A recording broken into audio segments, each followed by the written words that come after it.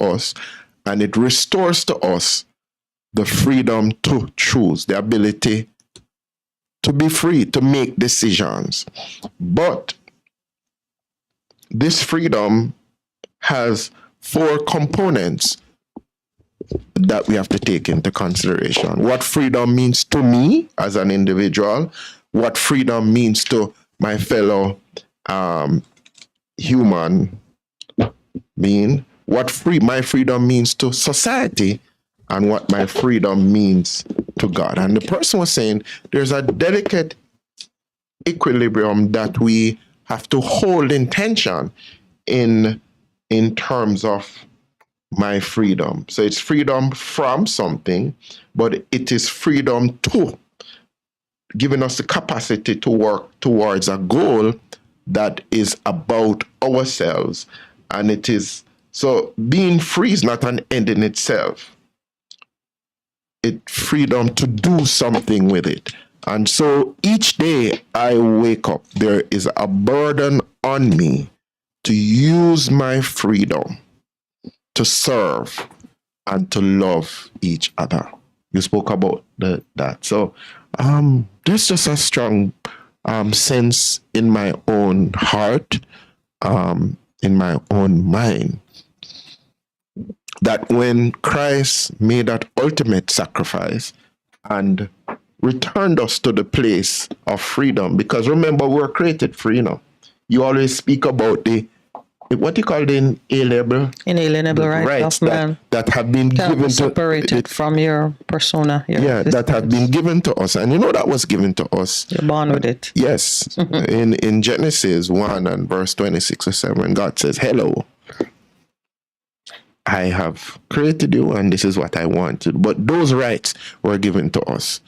A lot of things have come along the way that have enslaved us, but we now have been restored to the place that we are no longer slave to sin and what it means, because remember, in terms of missing the mark, but we are free to choose. Somebody say, yeah, freedom higher. The question is, what do you do with that freedom?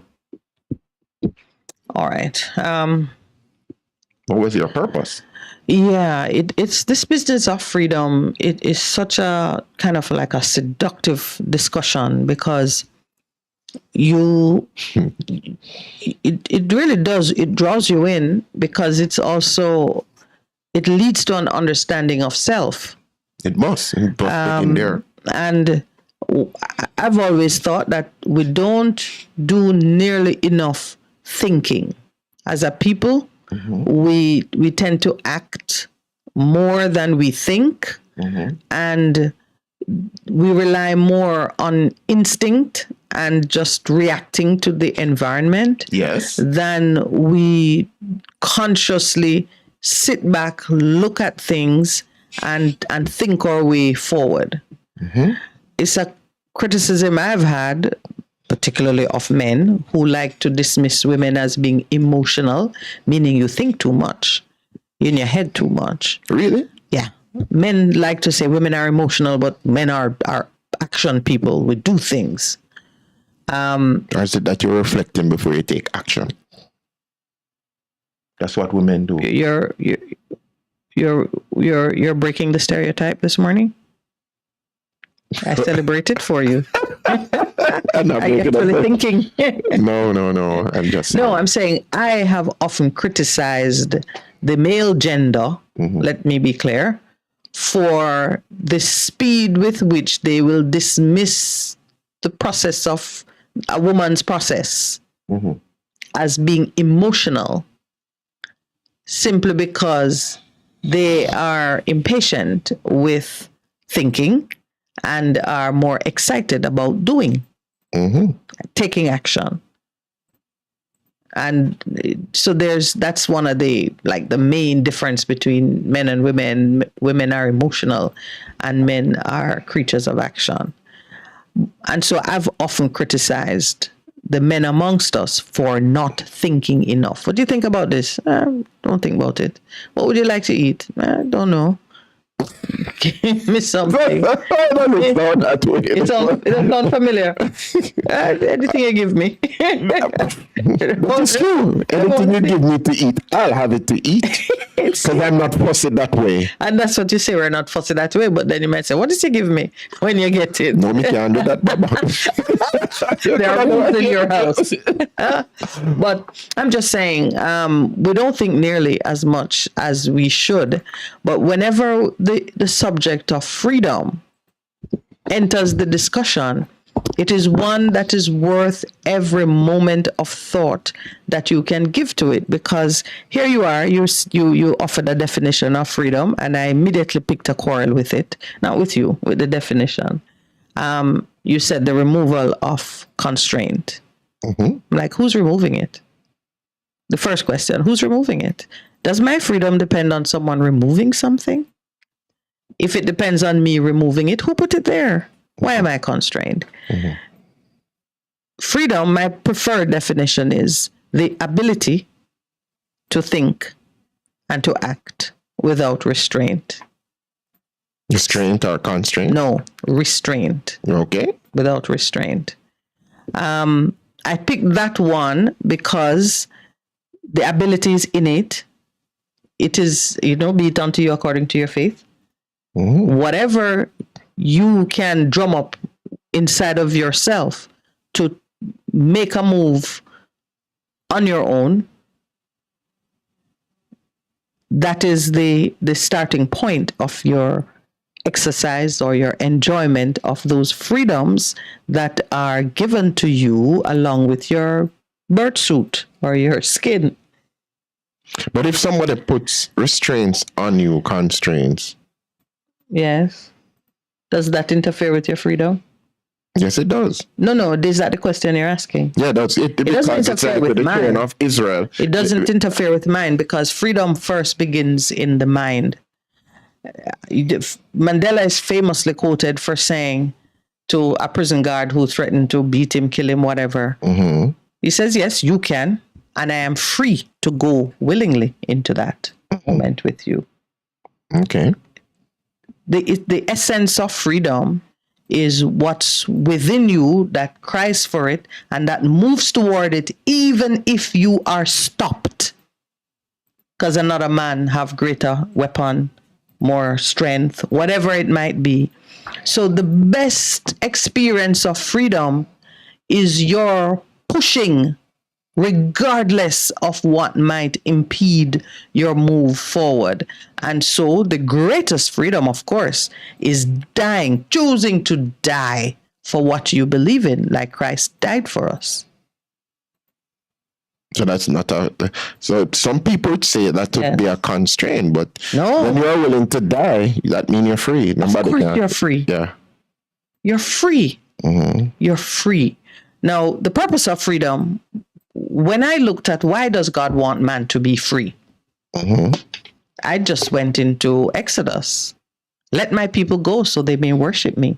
But that was the best, I think the best explanation of it or the best experience of it is to look at a set of people who are operating under an obvious relatable constraint, slavery. Right. And the command for them to be released. I love that one because the command came from the Creator. It was not the king or the queen or some earthly power that has limitations in the first instance. So I love it because it speaks to why the one who created us desired for us to be free from bondage to another, to anything. Why does he desire us to be free? And the reason he gave when he said to Moses, go get my people, tell Pharaoh, release them so they may worship me. Yeah, but so to me, that is the purpose of your freedom, is to worship the Almighty God. And the best experience or process for gaining your freedom is your alignment with that purpose. And in that context, Do you remember? He said, ask your neighbor, your Egyptian neighbors, for gold and for. That's your reparations money. You come out with that when you are moving in alignment with the purpose that is set.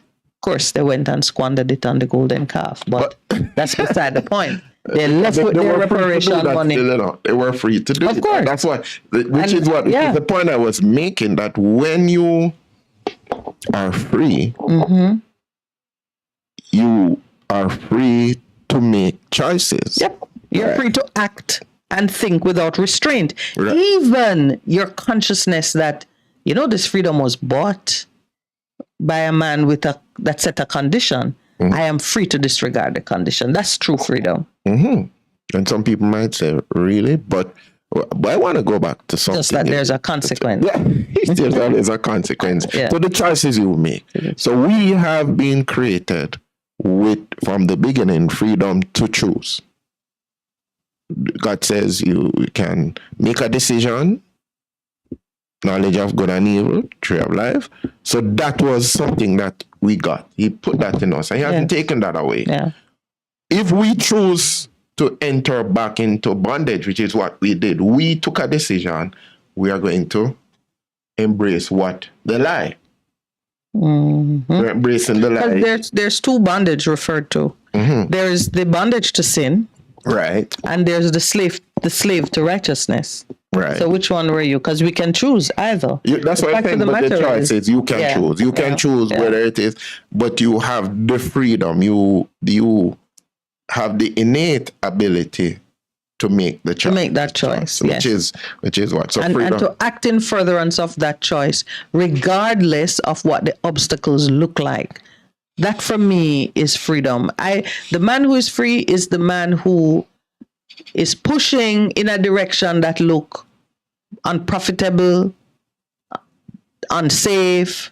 He's stepping outside the box. Everybody do it this way. He is not bound by the In terms of the choices you make, there will be consequences to the choice. So the greatest thing is freedom to do what it is that you choose. Think and act. Yeah, choose to do.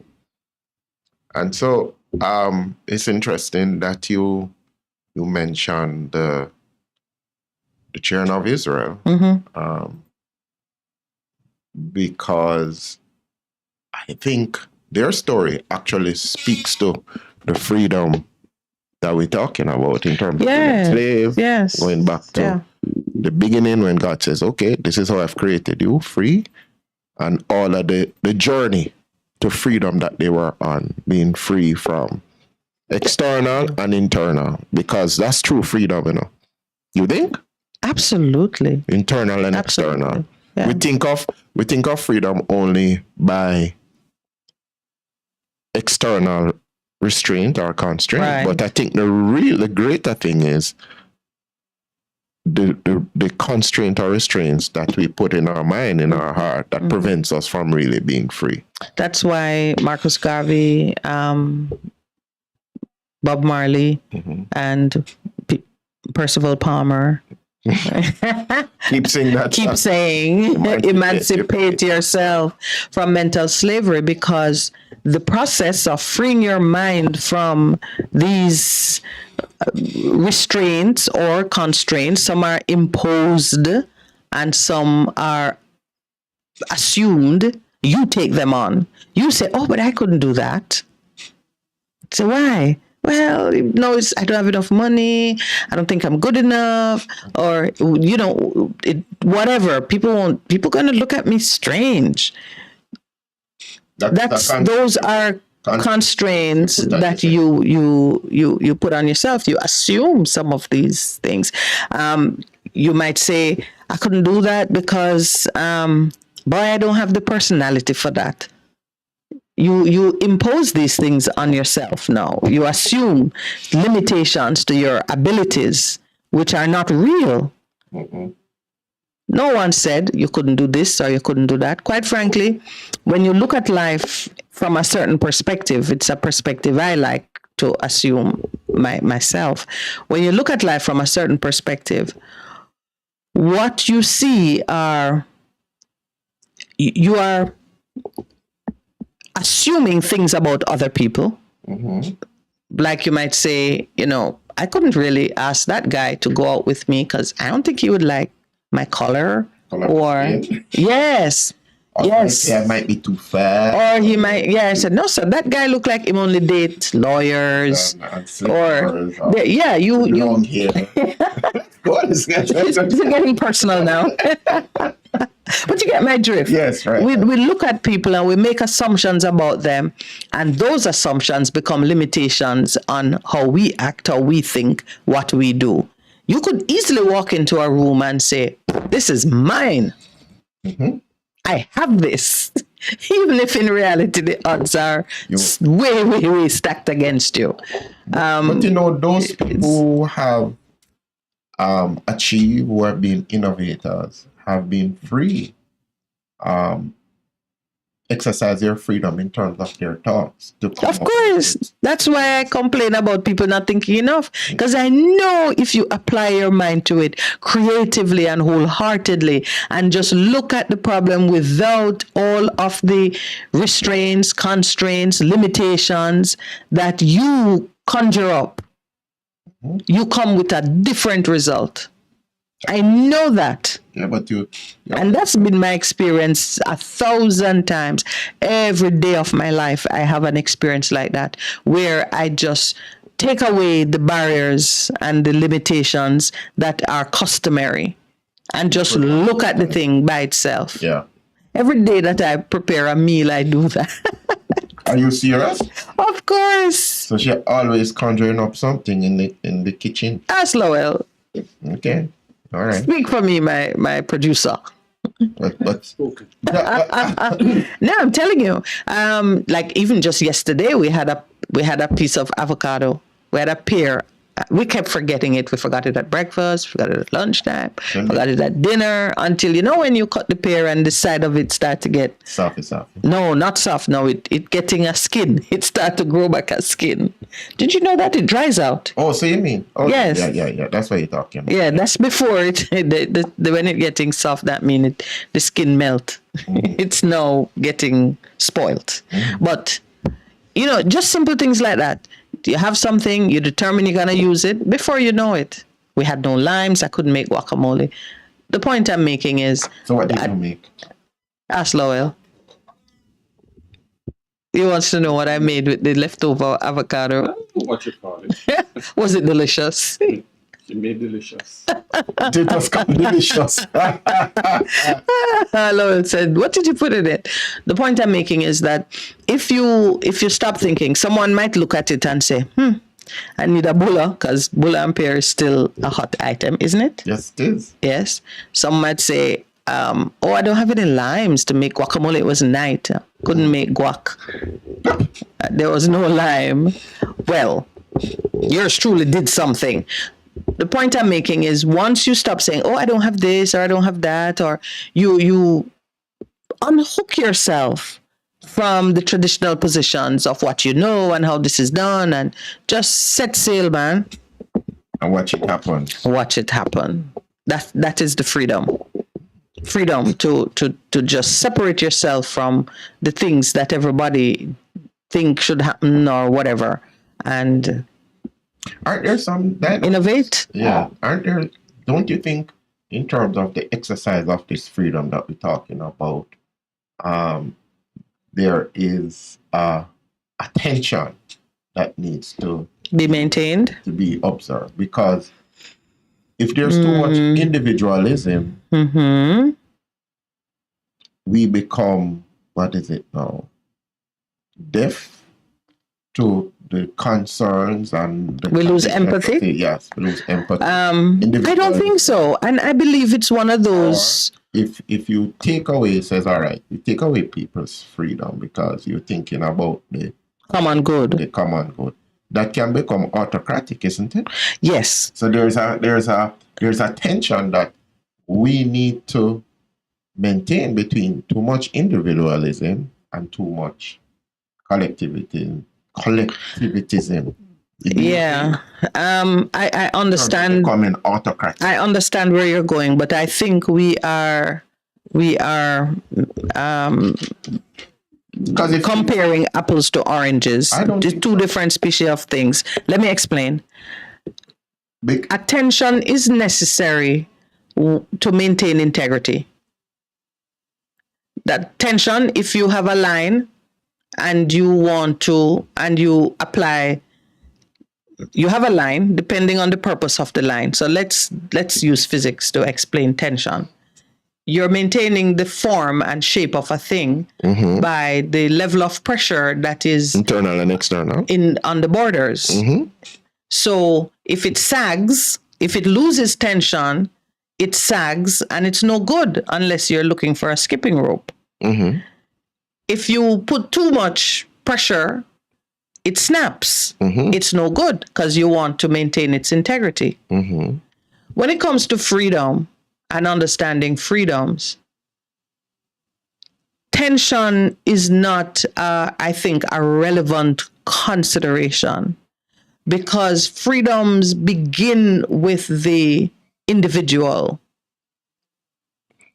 And it is how the individual exercises and enjoy those freedoms that maintains the original integrity of it. That's why your relationship with your creator is always personal, no matter what church you're a part of, what state you belong to. If your relationship with your creator disintegrates or becomes something that it should not be, it's because I think it either exists or it don't exist. But your enjoyment of it and the life you can live within that relationship depends entirely on your being all in. Okay.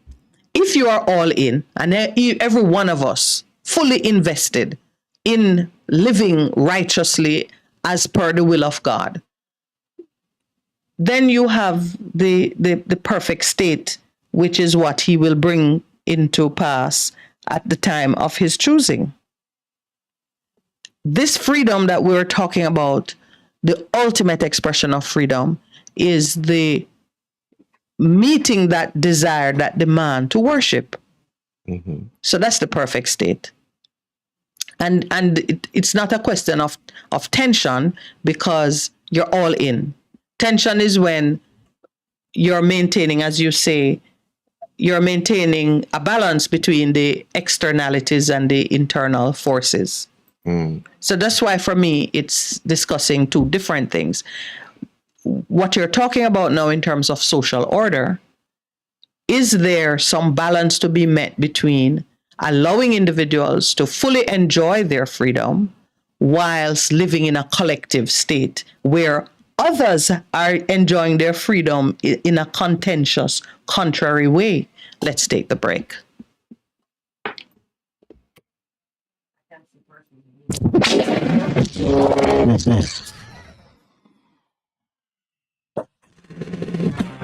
You see a plan of death.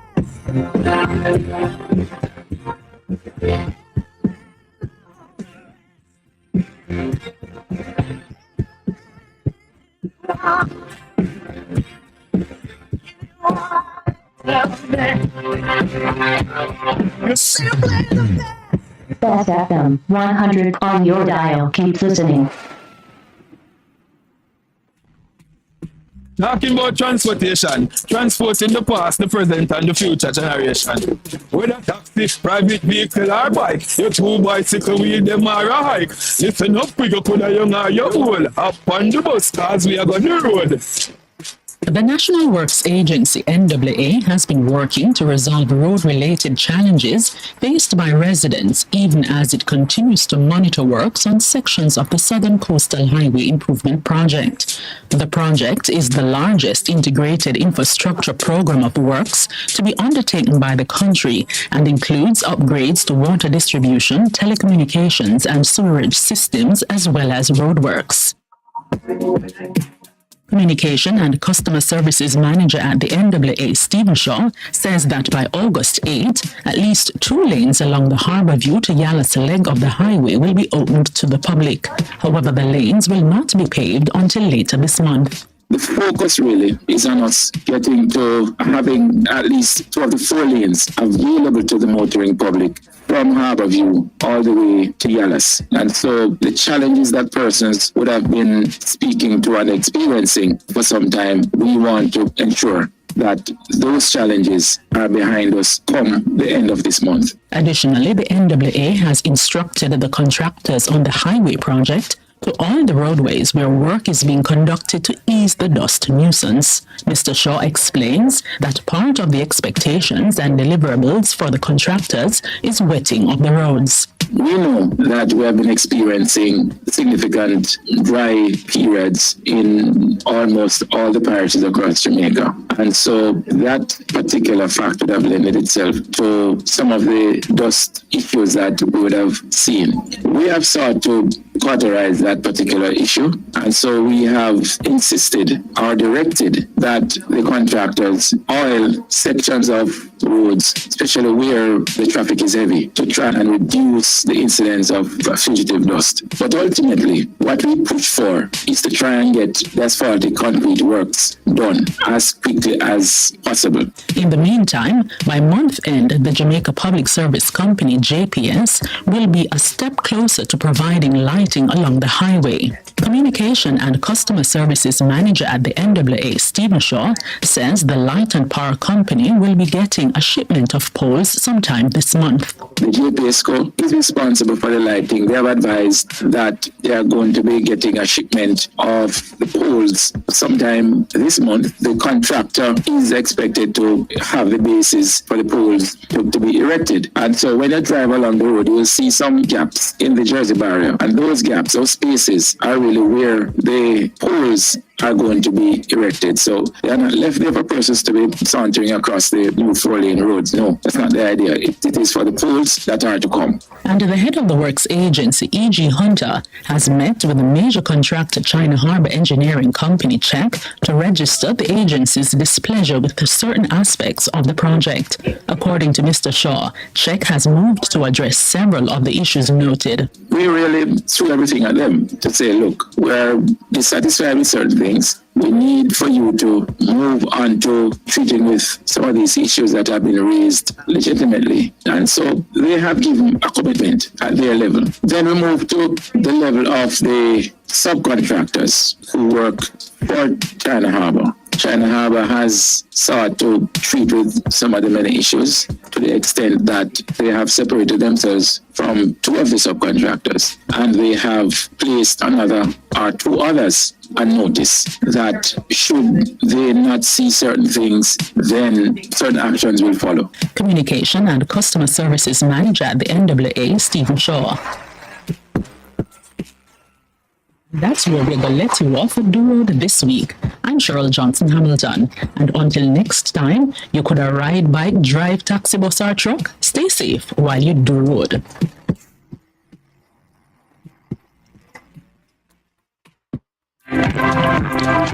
If we ignore road signs, the consequences can be deadly. The new Road Traffic Act is about saving lives and driving us all to arrive alive. Help to maintain law and order on our nation's thoroughfares. Be a good road user. Obey the road signs. Help us save lives on our roads. A production of the Jamaica Information Service, the voice of Jamaica.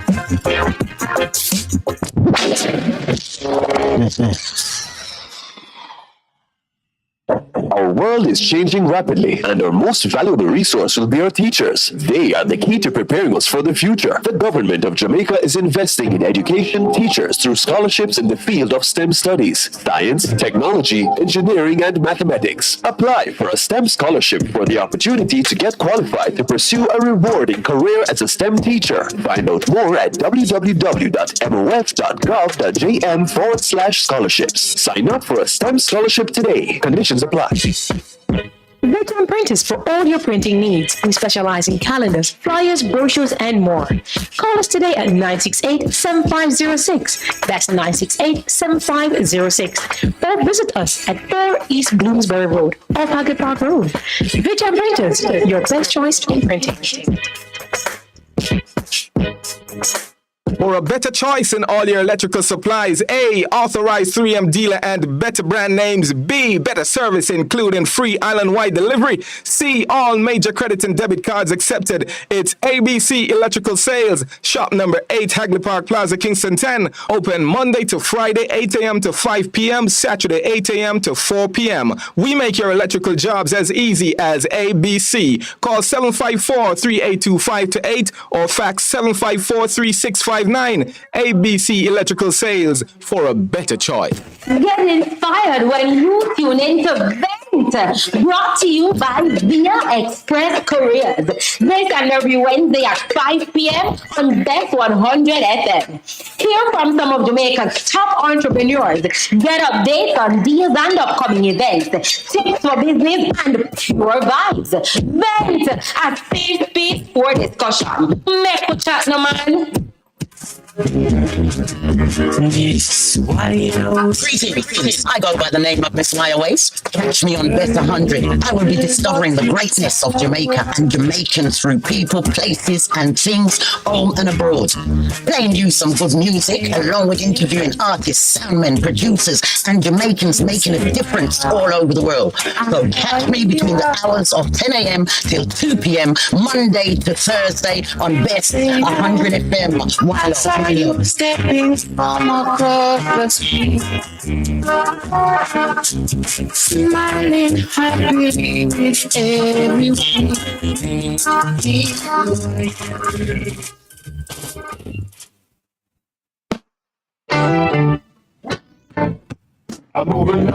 Best 100 FM presents the Mature and Moving Up Show, Lascelles Butch Chen, on Thursdays from 6 to 9 p.m. Welcome to this pioneering radio program on our continuing work in our maturing years, compellingly designed to educate and liberate the younger generation. Tune in and welcome.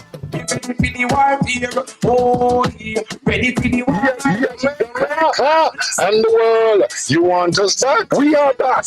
The Breakthrough Deliverance Ministry, led by me, the Prophet Mark Stewart, right here on Best 100 FM. This and every Thursday night from 9 p.m. to 12 midnight. Yes, it's War Room Thursday. Come on out and join us, each and every one, on Best 100 FM, 100.1, 3 by 7 and 9. Come on out.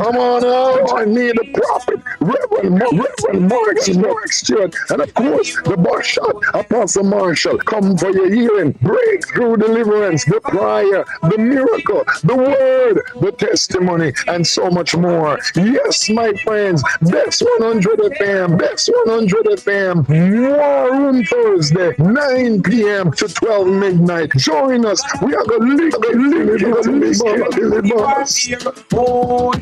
Ready for the war, ready for the war. The Morning Connection is not your usual talk show. We aim to stimulate discussion and chart new paths to self-empowerment. So please join us, Minette and Percy, on The Morning Connection, Mondays to Thursdays, 6 a.m. to 10 a.m. on Best 100 FM. It's good, it's better, but nothing beats.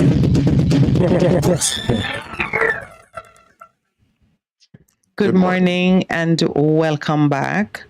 We received some sad news on the weekend, and I don't want to go too far in the morning without just acknowledging the passing of a dear friend of this show, a friend of Best FM, member of our family, our sister Rachel Graham, Rachel of the British accent, who would call and was always so diligent and giving good thoughtful ideas, yes. in giving her ideas. She was a great soldier in the field for community activism and doing things at the community level. She was a great artisan in her own right, her craft work. Oh, geez. You can still find her Facebook posts and see what she's been up to. Her relationship with Best FM, she embraced Percy and myself, handling the show. And just, she came to our open house when we had it. She donated items from her portfolio of craft work. And to the last day when she called the show, she was reminding us of the vision she had, the need for us to be very conscious about food security and to take steps in the exercise of our individual freedoms to plant something that could feed our family, start a garden, just do something. She never hesitated to sort of, give us the best of her ideas on how to treat the environment. I'm just here looking at some of the notes she sent me, complaining of how Jamaica was becoming a concrete jungle and we need green spaces to help preserve mental health and so on.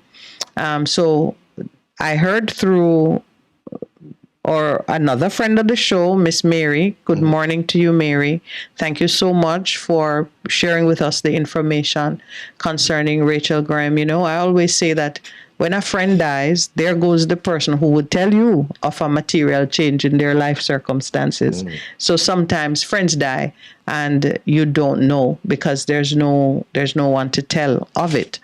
But our sister Mary sent the information around yesterday. So first of all, I am looking back to see what music I can ask our producer or engineer to just play in honor of our sister who has gone home ahead of us. A promotion is what we call it. The best of us go on before, and then they become part of the cheering squad as we continue to struggle in this realm.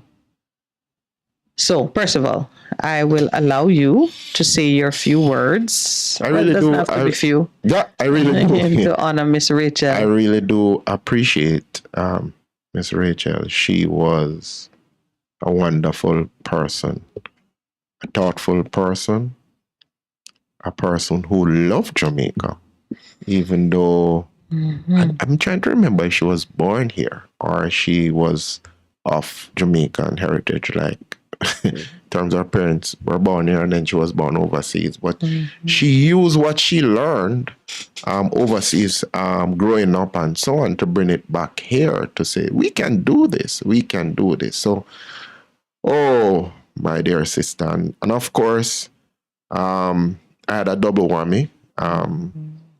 On the weekend, in that Rachel passed, but on Saturday night into Sunday, we've heard about the alleged suicide murder on Saturday night. I knew those persons well, especially the female, and yes, I am whispering because it went. It's very painful. It's very, very painful. And these times you ask questions, but yes. So we mourn the loss of individual. We mourn the loss of life because even on the weekend, someplace I remember as a child, in the 3 bodies that were found in Greendale, which is pretty close to Greendale Drive in St. Andrews. We're coming up to, it's not Roehampton, it is, when you go on Mullines or they go down to the gully, that community right there. Yeah. So, yeah, it's hard. It's hard. It's okay, hard. so the last song that she had asked me to play for her was Carlin Davis's Lord, I Lift Your Name on High. And we'll honor her, yes. Yeah. Can you find that one? Lord, I Lift Your Name on High. We're either going to end the show with it or we're just going to find an opportunity to honor our sister's memory with a song. I was just looking for the last song she asked me to play for her. And that's the one I found. Let me see. Okay. You know, because here's on our front page, right after we've celebrated emancipation. So Dark Days, triple murder, Rock Carpet area. 15-year-old dies, mother, cousin, after men invade their home. Oh, it's hard. It's hard. So, yeah, I wanted to shift as well to the same situation of great pain and trauma that we are walking into our 61st year with some horrible scars and wounds. And this morning, my heart was just really, really drawn to the story of the mother who is, trying to pull things together for school, back to school, whilst trying to figure out how to treat with her 19-year-old son who just left the house to go buy some juice because, like my son, him don't like drinking plain water. I hear that from my 16-year-old. It's water. He'd rather drink that, just anything to flavor the water. But this child left to buy juice, that's what the mother says. And next thing, the father is turning over his body in the street to see what has befallen him. It's in a community called Granville. Granville is in St. James? Yes, part of the Granville, yes. And this child's knee is shattered. Yes. And I mean, how it is that already he's an amputee, because he must have been taken to the hospital fairly quickly. But they say an infection threatened to spread to the rest of his body, and his leg was amputated. It is so easy to just, to render or young men or young people just to kind of abandon them to a life of suffering. Yeah, and how it moved from shut up in the leg to amputation. Because it had probably gangrene, I'd say. Yeah, but gangrene is something that would set in a hospital. He would have been taken to the hospital, Yeah. So while him in hospital and get infection.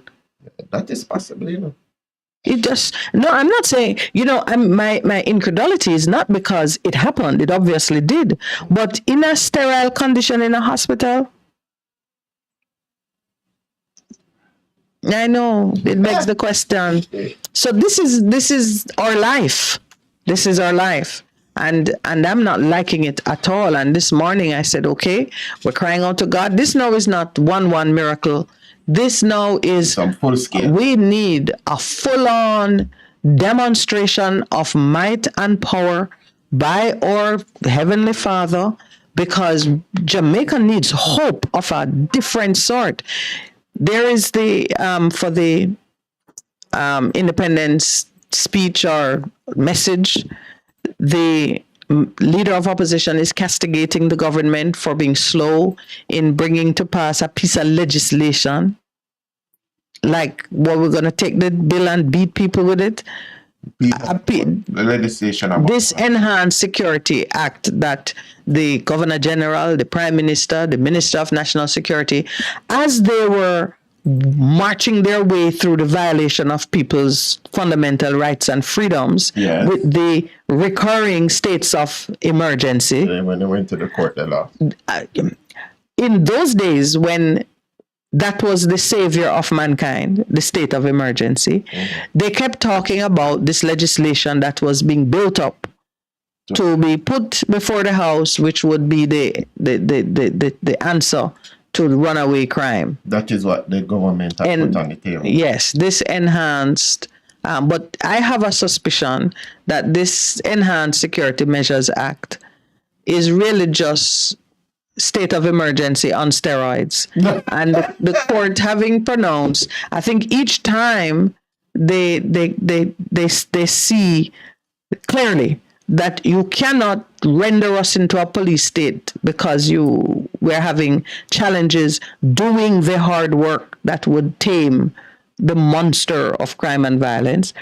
Every time they realize that to do that, you cannot just lock down and shut down and take away people's rights, the very freedom that we're talking about. Because do you see what is happening? The constraint imposed by law on the enjoyment of those rights and freedoms.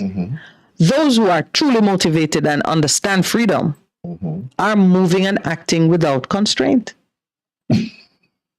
That's what's happening. The law-abiding ones who are always the victims. Yes. They are the ones inconvenienced by the constraint. They are the ones who stay home. Just like in the pandemic, you have some people who they're still wearing masks. Yes, I find that so fascinating. You have some people who they're probably making inquiries about vaccine. Already, yes. Yeah, some people are saying, and the government has been saying. Yeah, that's how they move. If you just say there is a law, they are ready to be subject to the law. I think the majority of people are like that because they find safety and a sense of security in putting themselves on the right side of the law. Majority of people, I think, are like that. Herd? The herd mentality. The ones now who are well prepared to exercise their freedom liberally. They're freely. They're freely free. Those ones are the ones you want to capture with the constraints. But they have such an evolved understanding of freedom. They take up the gun, they take up the knife, they walk where they want to, they move about as they feel a mind. You read an account of a party is in progress. You should only be thinking, is this the music I like? Where is the bar? Is the food ready yet? And a man step out and just pull a firearm and shoots into the crowd? You mean what happened in Windward Road? Yes. Yes. Somebody close to me said. I mean, how powerful you must feel in yourself that you could just step out and do that and apparently survive. You don't know if there's somebody watching you who might pull their firearm and shoot you in the back. You don't know. There's so many things you don't know. But you were prepared to exercise your freedom to just step out, pull your weapon, discharge your firearm, and what? Melt into the shadows? No, as somebody close to the action says, no, they just wait. They use it to cover up that, to do their evil. Yeah, well, I'm just saying. Yeah.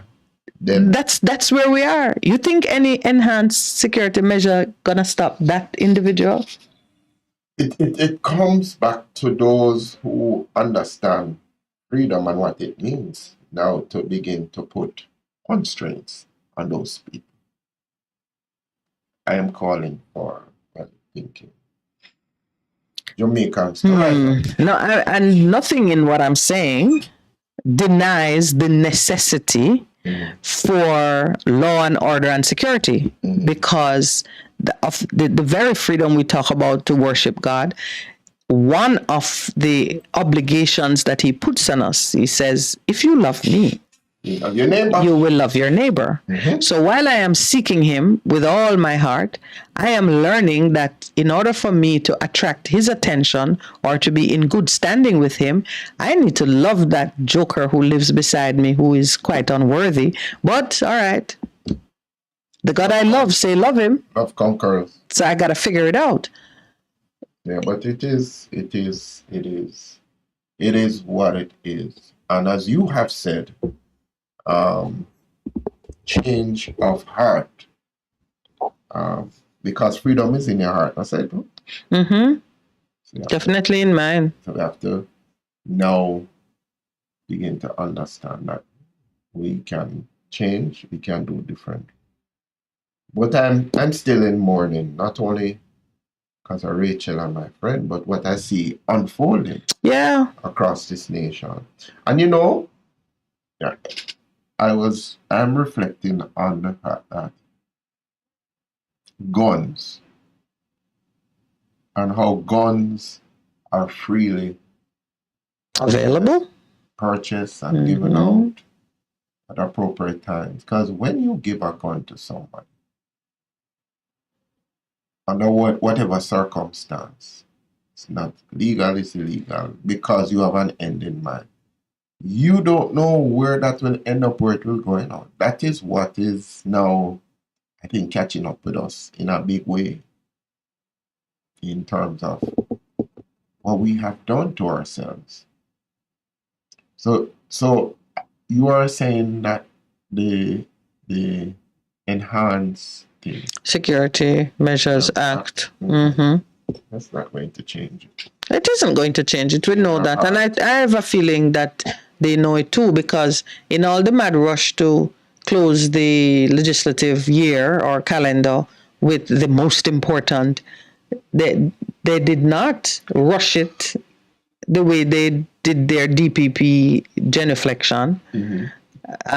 It's been there, and I'm not sure Well, Mr. Bunting was complaining about it, says it's a mark of incompetence that it hasn't been presented or passed.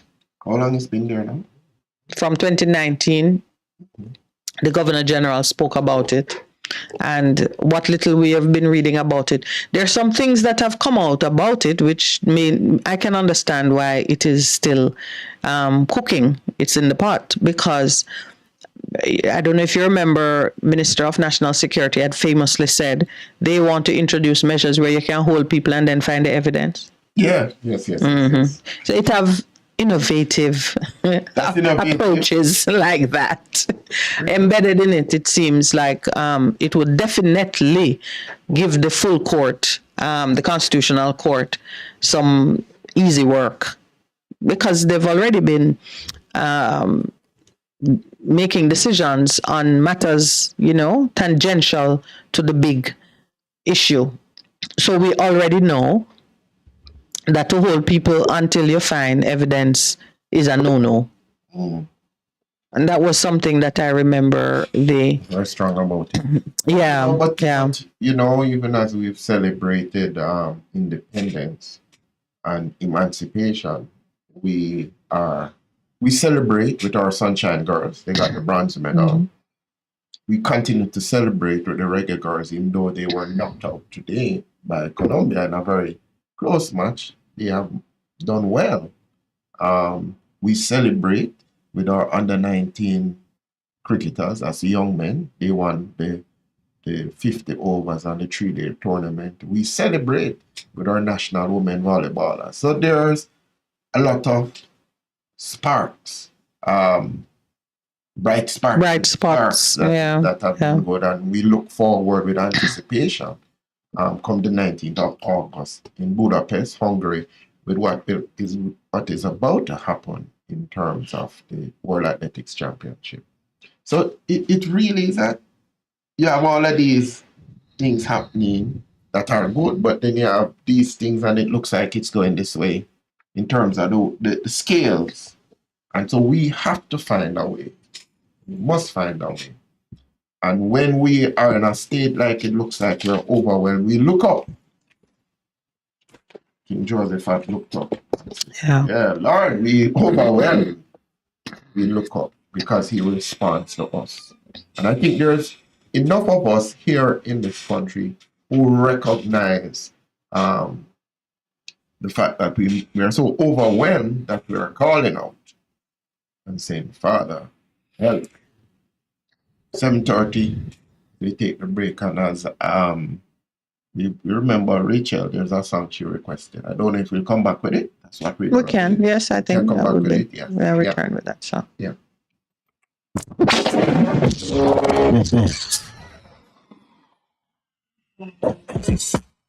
Veteran Printers for all your printing needs. We specialize in calendars, flyers, brochures, and more.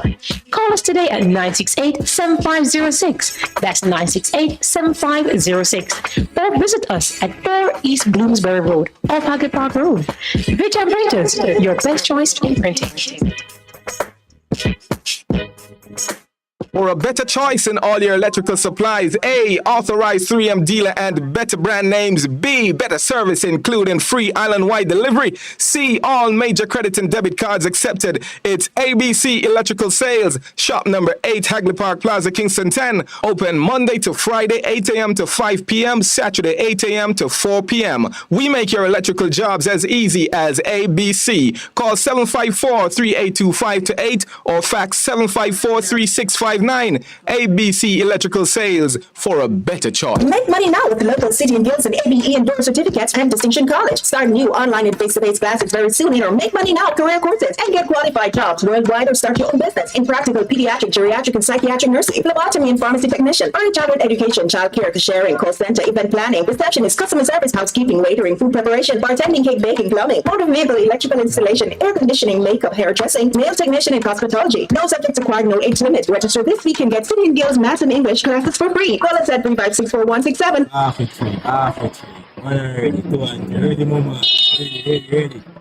Is this the confusion you feel when trying to work your way through medical systems in Jamaica? Try a dose of Ask Dr. Mary. every Thursday at 5 to 6 p.m. Let Dr. Mary help you understand your medical problems and bring you to a calmer place.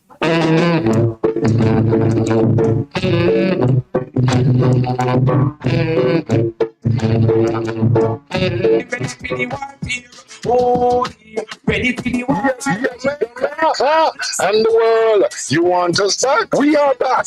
The Breakthrough Deliverance Ministry, led by me, the prophet Mark Stewart, right here on Best 100 FM. This and every Thursday night from 9 p.m. to 12 midnight. Yes, it's War Room Thursday. Come on out and join us, each and every one, on Best 100 FM, 100.1, 3 by 7 and 9. Come on out. I need a prophet, Reverend Mark Stewart, and of course, the boss shot, Apostle Marshall. Come for your healing, breakthrough, deliverance, the prayer, the miracle, the word, the testimony, and so much more. Yes, my friends, Best 100 FM, Best 100 FM, War Room Thursday, 9 p.m. to 12 midnight. Join us. We are going to ready for the war here. Ready for the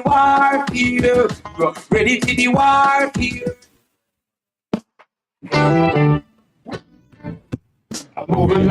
Best 100 FM presents the Mature and Moving Up Show, Lascelles Butch Chen, on Thursdays from 6 to 9 p.m. Welcome to this pioneering radio program on our continuing work in our maturing years, compellingly defined to educate and liberate the younger generation. Tune in and welcome. The Morning Connection is not your usual talk show. We aim to stimulate discussion and chart new paths to self-empowerment. So please join us, Minette and Percy, on The Morning Connection, Mondays to Thursdays, 6 a.m. to 10 a.m. on Best 100 FM. It's good, it's better, but nothing beats.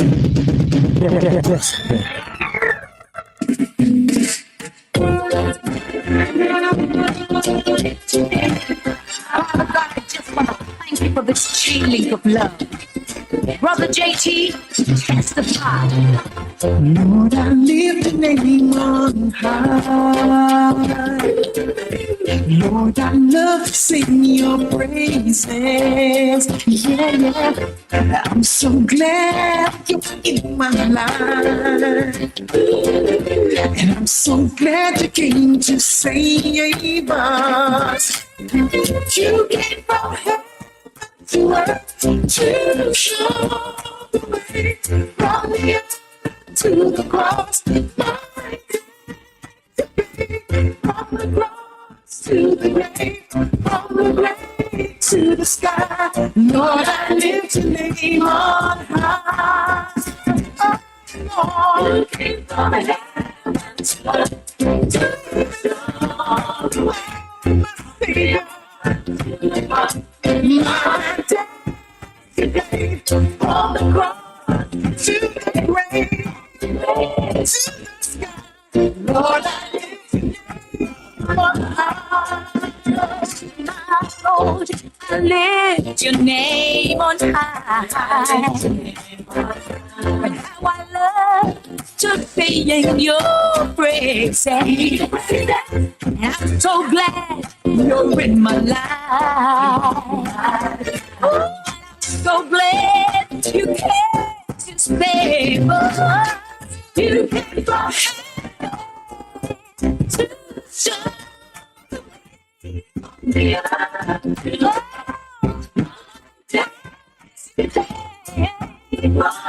To the way, from the grave to the sky. It's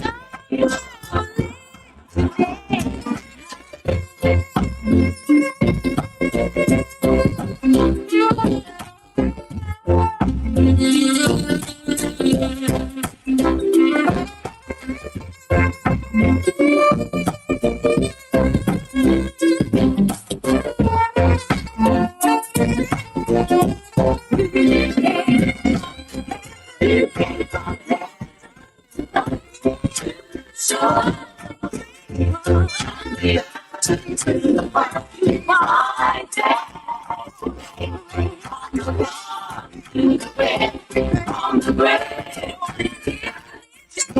His name on high. You came for it's too short. It's only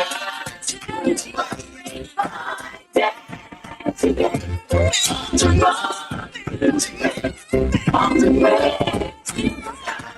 Lord, I lift his name on high. Lord, I lift his name on high. Lord, I lift his name on high. Lord, I lift your name on high. When we are in situations like this, like King Jehoshaphat, he saw the enemies and he thought he was overwhelmed, but he says, Lord, you are the God of this earth. You are the God in heaven. Now we look to you because you said when we are in problems and troubles, we need to come back. And God said, okay, you have come in faith. I'm going to respond. But here's what you're going to do. I'm going to shift how you win this battle. Lift up your praise. And your praise is what you say, the things that you speak in the situation. So we're seeing the bad things, the things that are so despicable, but yet we are declaring the good. Because life and death is in the power of the things that we speak. Is that correct, my friend and my colleague? Yes. In goodness? Yeah, you are correct on that. But I think you drew me out because you see me studying the report of that assault which took place in Trelawney. 3 women, a mother, her daughter, and a cousin. Yes. The 15-year-old daughter assaulted, and died, raped, left tied up in a yam field, dead. 15-year-old girl, a precious little girl. You Look at her face, look at her picture, you can see the goodness of God shining in her cheeks. Yes. Her mother, assaulted, left unconscious in blood, the scene. The other girl, 17 years old, she too was assaulted, but she managed to escape, perhaps while they were tying up the 15-year-old girl. A 9-year-old girl that was in the house woke up, who called out and saw her mother in the living room in blood. Yes. 9 years old. And was conscious She enough. tried to get the attention of the neighbor, couldn't. Neighbor is her own grandmother. Call her father abroad, and her father made the phone call, got some. This was taking place in Albertown, Trelawney. Now, I know where Albertown is, and I know where Spalding Hospital is. You know where Cotton Tree? Not familiar with Cotton Tree, but it's from Albertown in some back. I can imagine to get to Spalding Hospital with the unconscious young woman and her daughter. Eventually the 15-year-old daughter never regained consciousness. She died. She was transported. The other 2 are being treated at Spalding's Hospital. There are many things that are disturbing about this. The brutal assault on the women. There are a lot of homes in Jamaica where it's women, it's the grandmother, the grandchild, and it's women brutally assaulted in the worst way. This is right up there with what happened to the little girl whose throat was cut. Similar. It is as outrageous. You take a 15-year-old girl, you rape her, you beat her up, and then you left her to die. And this took place at the hands of men. And somebody is being held for questioning.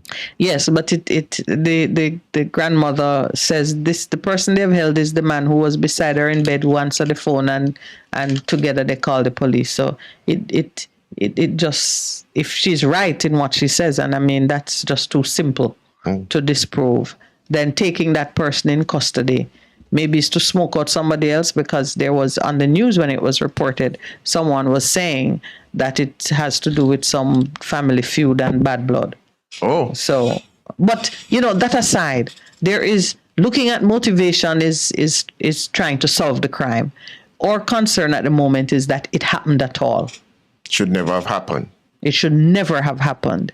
And to our young girls and the women of this nation, the big issue is just how unsafe you are. Just how unsafe you are. And there are a number of things that contribute to that lack of security. And they may seem random and far-flung, but that report you were sharing with me of a woman putting an orange rag under another woman's skirt, it's included in it. That is a part of the assault, you know. It's included in it, yes. And said, we don't want that here. And how can she do that? It was on social media. And she has apologized, but the apology is after. Yeah, you're think about it. You're looking at the mentality, the mindset. Yeah. And I plucked that one and include it in the pot because one may think that this is about gender-specific violence. It's not. It's a mindset, a lack of sensibility and decency that has invaded our nation at all levels, even amongst those whom we say should know better. When Isat Buchanan chose to speak like that about the DPP, it don't matter that it's the DPP. It could have been his housekeeper. That you disparage persons in that way is not acceptable. And you know, I don't know if you... So you have Isat Buchanan speaking like that. Then you have Dr. Michelle Charles behaving in such a crude to another woman. Yeah. So you see, it is that I would never make the mistake of saying it's men against women or women against men. It's people, it's where we have fallen. Yeah, that's and what we gotta it is. pick ourselves up. And I was about to make the point. I don't know if you listen to some of the songs. There are not nearly as many as you. No, my dear sister. Me say. And people listening to it and people gyrating. And I'm saying, what? What? Sound like you're listening too much. No, sir. Yeah, but what you take in, and this is, I always say, like, if you see a monster, if you eyeball a monster, rest assured the monster saw you. Okay. So whatever you take in, jeez, man, it leaves the stain. Oh my God. It has entered you. Yesterday I heard someone say that's why it named entertainment. It enters you. That's not a joke. It's serious. Just like how you leave a mark on the world leaves a mark on you. It may be small, it may be, but there comes a moment when your mind, your mind pulls up a picture like, I didn't even know such smut was in my mind. Oh, geez, but it got there through the imagery that was created by a song you listen to. Yes, or the things you've seen. Or a movie you've seen. Yes. Or something. So we really have to be very careful. You know, I can remember the first time, like, it's like my mother talking to me. The Spirit said to me, don't read that.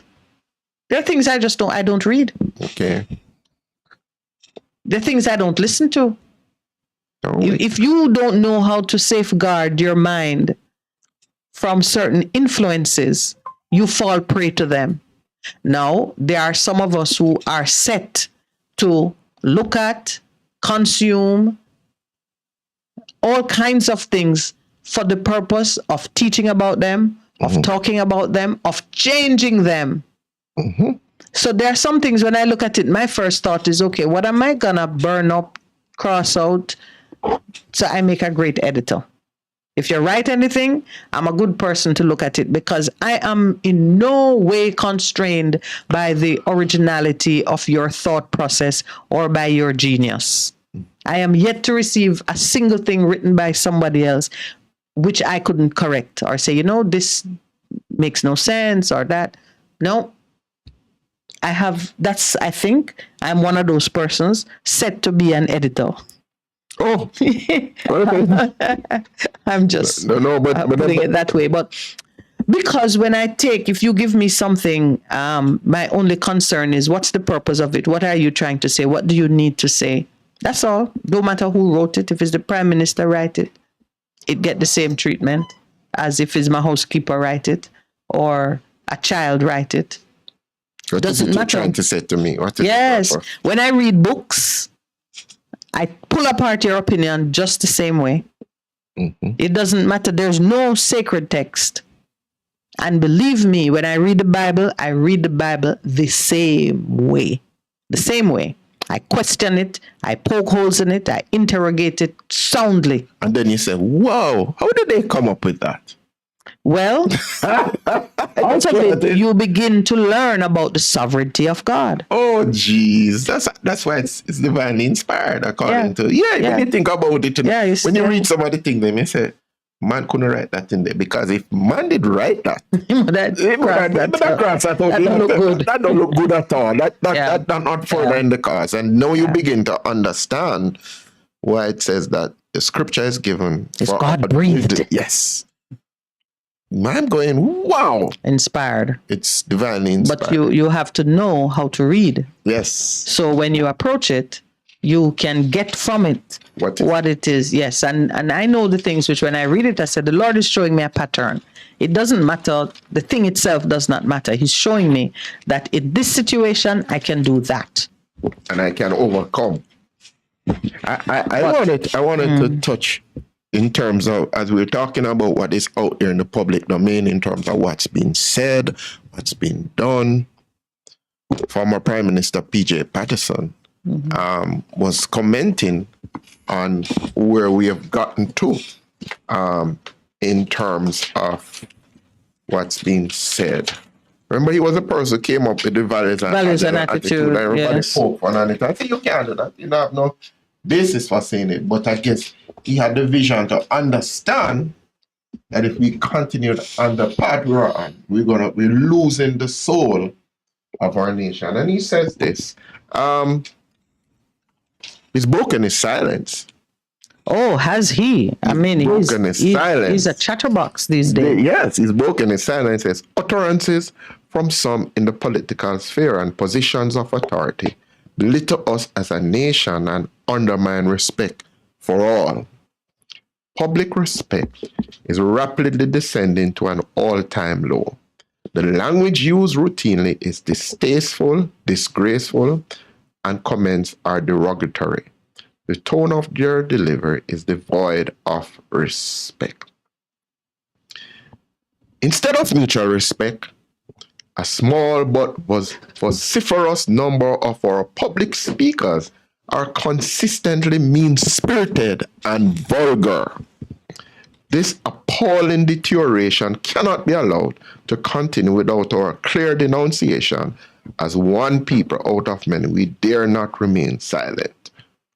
What thinkest thou, my friend? Oh, that's a part of the quote? Yes, that's a part of his quote. Yes. What thinkest thou, my friend? No, I love you. You know I love you very much. I have to say that on public radio all the time. I love you. I love you very much. Oh, that sounds like how you talk yourself out of committing murder. That's you talking yourself off the ledge. No, sister. No, sister. No. Dear, I take that back. Not murder. Perhaps something halfway there. No, the former prime minister is right. I saw something describing him. Again, my editor's pen. It said former Jamaican prime minister. So I'm like, he's no longer Jamaican? Did retirement from the post cost him his citizenship? Yeah, I mean, it's just how we write. Former Prime Minister of Jamaica. Former Prime Minister of Jamaica. Former Jamaica. Yes, somebody, yes. It called, yeah. That sounds like Grammarly. It sounds very much like Grammarly. People report Grammarly. Some of the times when you're writing and it helps you, no sense at all. Former Jamaican Prime Minister. I'm like, what? Where is he now? He's now a different citizen. Anyway, yeah. So the former Prime Minister of Jamaica is quite correct. It is. He probably regrets not having found a way to put more effort behind his values and attitude ministry. When he thought of it and he saw that if we don't stop this slide, we are just going to be full bore I would even say primitive, because primitive is a treasured ideal these days. Back to nature. We'd love it if we were primitive, but now we've gone past. I mean, wow, it's just obscene how we behave and how we speak to each other. And so he's right. The vulgarity has hit a new level. But you're seeing some real bizarre things taking place. And finally, well, I shouldn't say finally, a lot of things in that vein are heading to the courts. You see that Minister Vaz has taken Campbell. Yes, the General Secretary, PNP General Secretary to court on an issue which he says he's seeking to put to bed a 40-year-old ghost that has plagued him. Some rumor that has taken on the proportions of urban legend, myth, whatever it is. And, you know, without repeating it, we saw what Mr. Campbell did.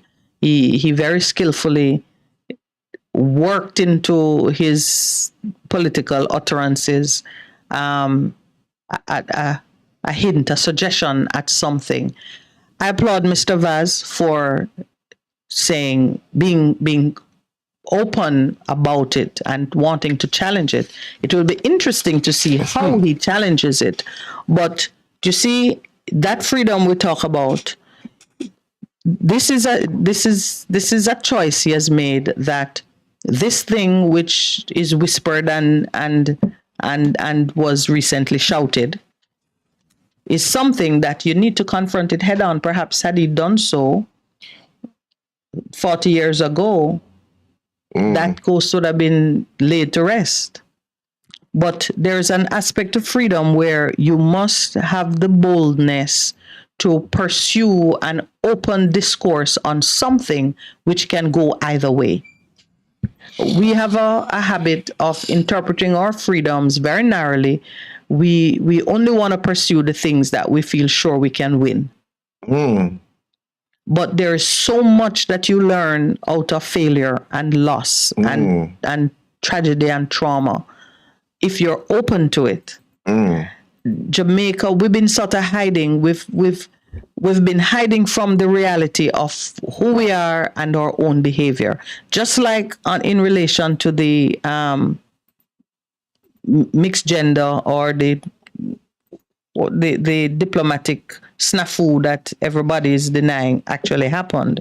I was saying to you that Jamaica is like that cute girl who make it seem like she up to anything and then slap you in the face when you put a question to her. How dare you say that to me? I think, there you go. How dare you? There's a law against that. Yes. And for the first time, people are saying, oh, there's a standard. We need to be more in that space where we are clear about who we are and what it is that matters to us. So immensely. And that's what the courts are there. The courts are there to help us when there is a lack of clarity and a line needs to be drawn. Then at least you know. And if you know, you may get an unfavorable result in the court because that's the level of thinking at the time. And if you are still convinced that justice lies in another direction, you have the freedom to follow it up. You have to follow back. Absolutely. But that's interesting. And I don't want it to lose the point you're making, which I think the last 2 months that we've been on it, we have asked questions of ourselves that we need to get answers for. How important is the whole thing of corruption with us as a country? As a nation. Yes. Is it something that we are comfortable with at all levels, or it is something that we must say, this is not who we are?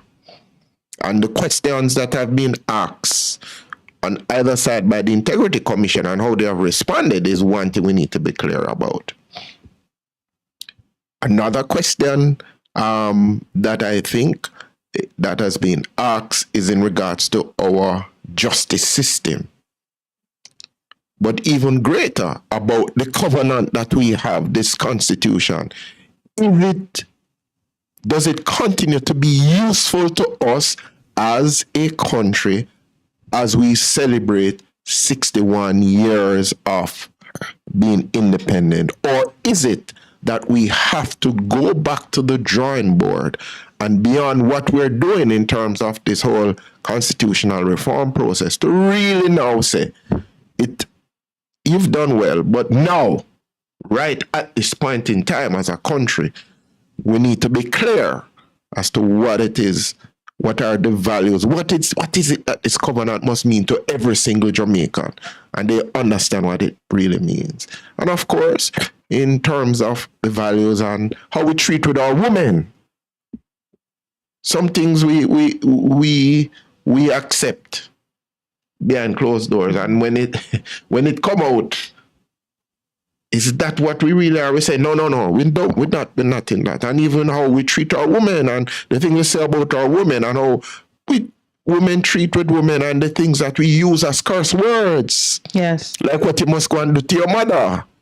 That don't speak stories. Yes. Yeah, you would say it. Yeah. And I'm saying I see it when I work with the young men. I say, no. Stop that. You cannot do that. How we respond? It was always understood that if you speak disrespectfully about your parents, you disrespect yourself. Yes. I mean, it's biblical. You dishonor your father's wife, you have dishonored yourself. Yes. But those notions of respect and honor seem to be lost. It seems to we've come to a place where whatever we need to do to survive, even if it's for shock value only. Yes. And per se, little joke me make or me just try whatever you try to rally back. Can't. It's unacceptable, and so I suspect that is one of Prime Minister Patterson's regret, that he did not give it greater force. Mm-hmm. Because there's a pushback, and people are saying you. With what was happening at the similarly, Minister Chang, the Security Minister Chang, have a live good. Campaign. A live good campaign that I think he could do so much more. I believe that he would accomplish way more with that than with the state of emergency.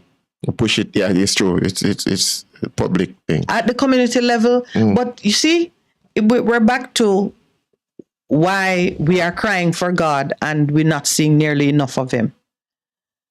We tend to treat as inconsequential and meaningless those softer things of maintaining order and respect in our communities. Just decency. Yeah. It's like that's not tough enough. That is soft talk. Can we say it not bring it real value? That is what caused us to exist, to be as human beings. And without those soft skills, we gone. We miss out on the higher levels. So, all right, both the producer and the engineer gave us a sign. Respectfully. Let's take the break.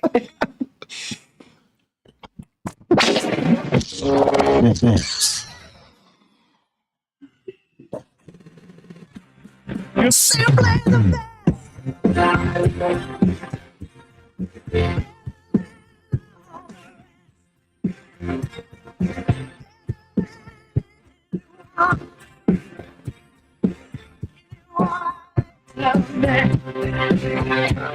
You're simply the best.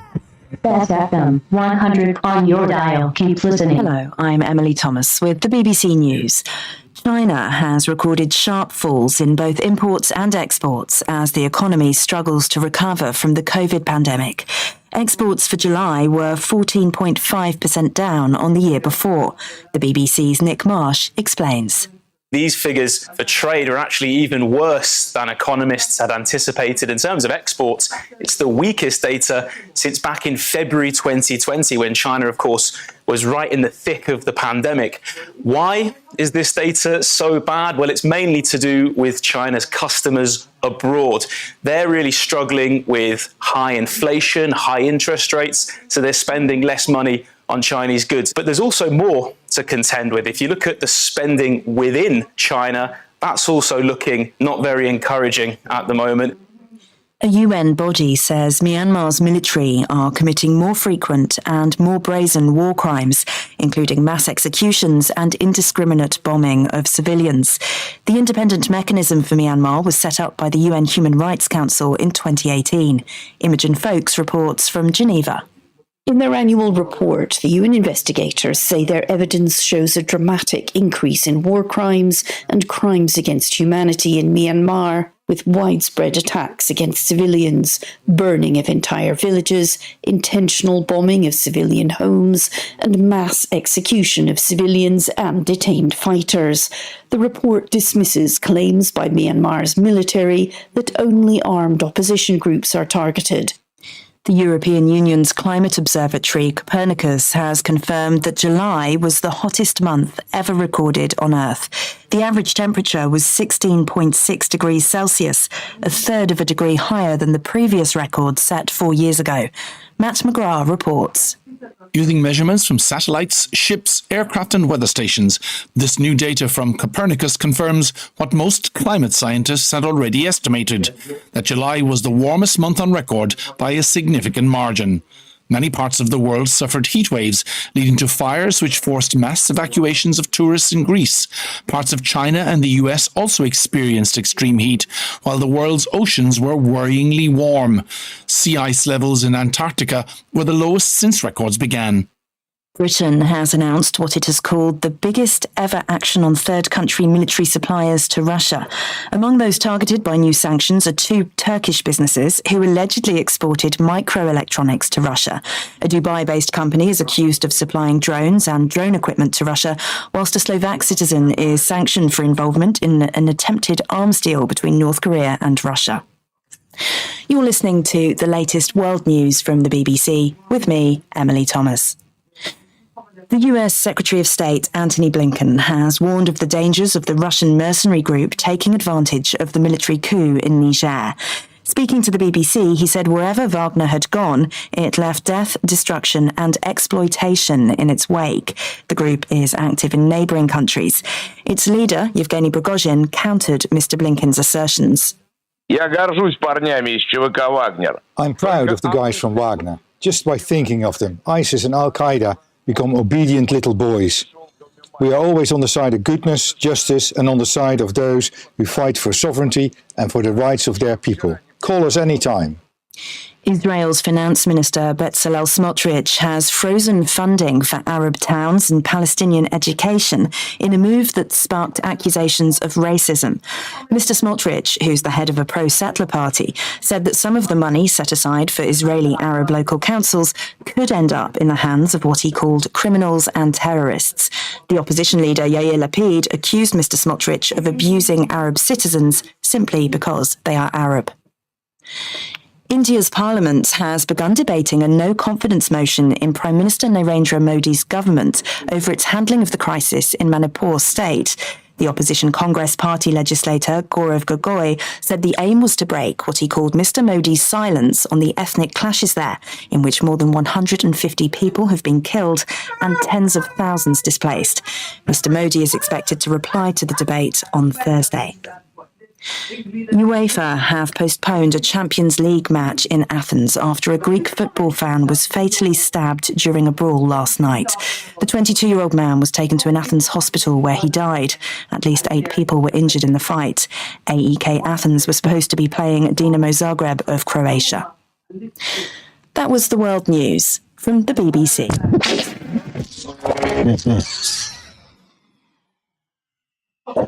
Get inspired when you tune into Vent, brought to you by Via Express Couriers. This and every Wednesday at 5 p.m. on Best 100 FM. Hear from some of Jamaica's top entrepreneurs. Get updates on deals and upcoming events, tips for business, and pure vibes. Vent, a safe space for discussion. Make a chat, no man.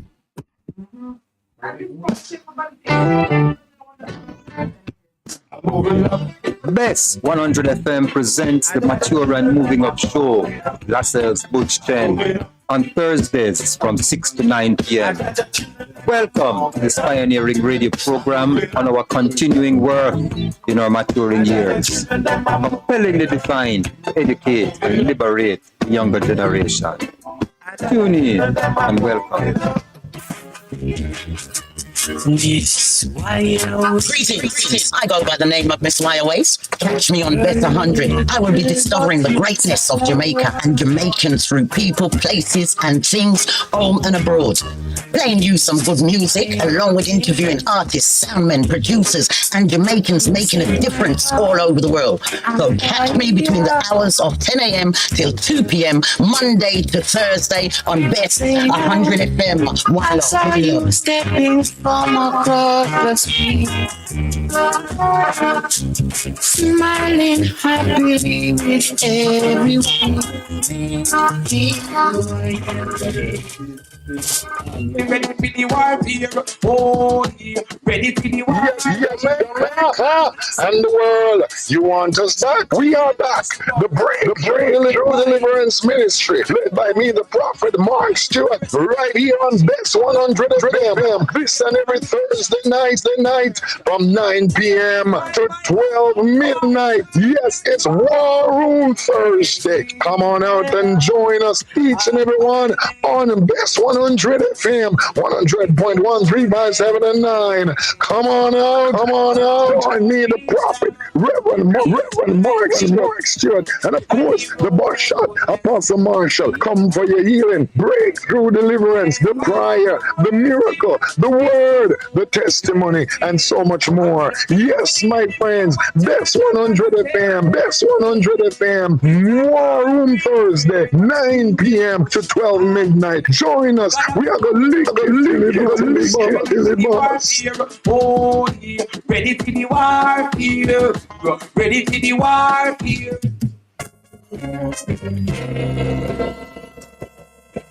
Fearless and love more. Cause you open up the door. Live, camera, volume. Live It Up Fridays on Best 100 FM.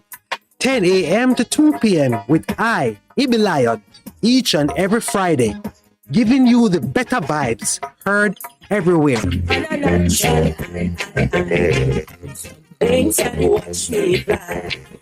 Make money now with the local City and Guilds and ABE endorsed certificates and Distinction College. Start new online and face-to-face classes very soon in our Make Money Now career courses and get qualified jobs worldwide or start your own business in practical pediatric, geriatric, and psychiatric nursing, phlebotomy and pharmacy technician, early childhood education, child care, cashiering, call center, event planning, receptionist, customer service, housekeeping, waitering, food preparation, bartending, cake baking, plumbing, motor vehicle, electrical installation, air conditioning, makeup, hairdressing, nail technician, and cosmetology. No subjects acquired, no age limit. Register this week and get City and Guilds Maths and English classes for free. Call us at 3564167. Best 100 FM is the authentic voice of Jamaica, promoting your prosperity with better vibes and better music. Let us promote your goods and services for you. Advertise with us.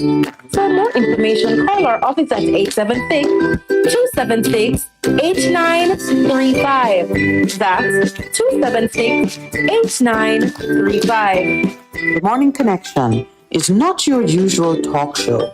We aim to stimulate discussion and chart new paths to self-empowerment. So please join us, Minette and Percy, on The Morning Connection, Mondays to Thursdays, 6 a.m. to 10 a.m. on Best 100 FM. It's good, it's better, but nothing beats.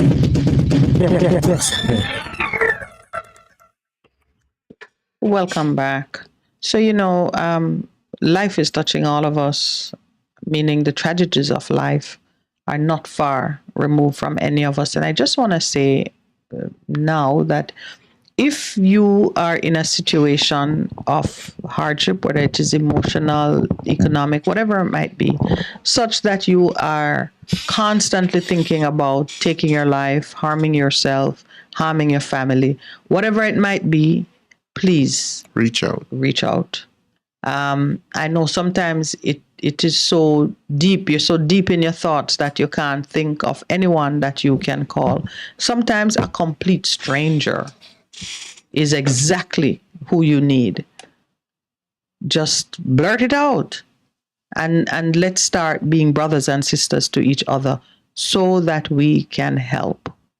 And as you talk about that, because some people go through depression. You remember Kwame McPherson came on our program. Well, he says Homecoming. He's launching his book. Join us in the soft launch of My Date with Depression. He's written about it. It's the 17th of August.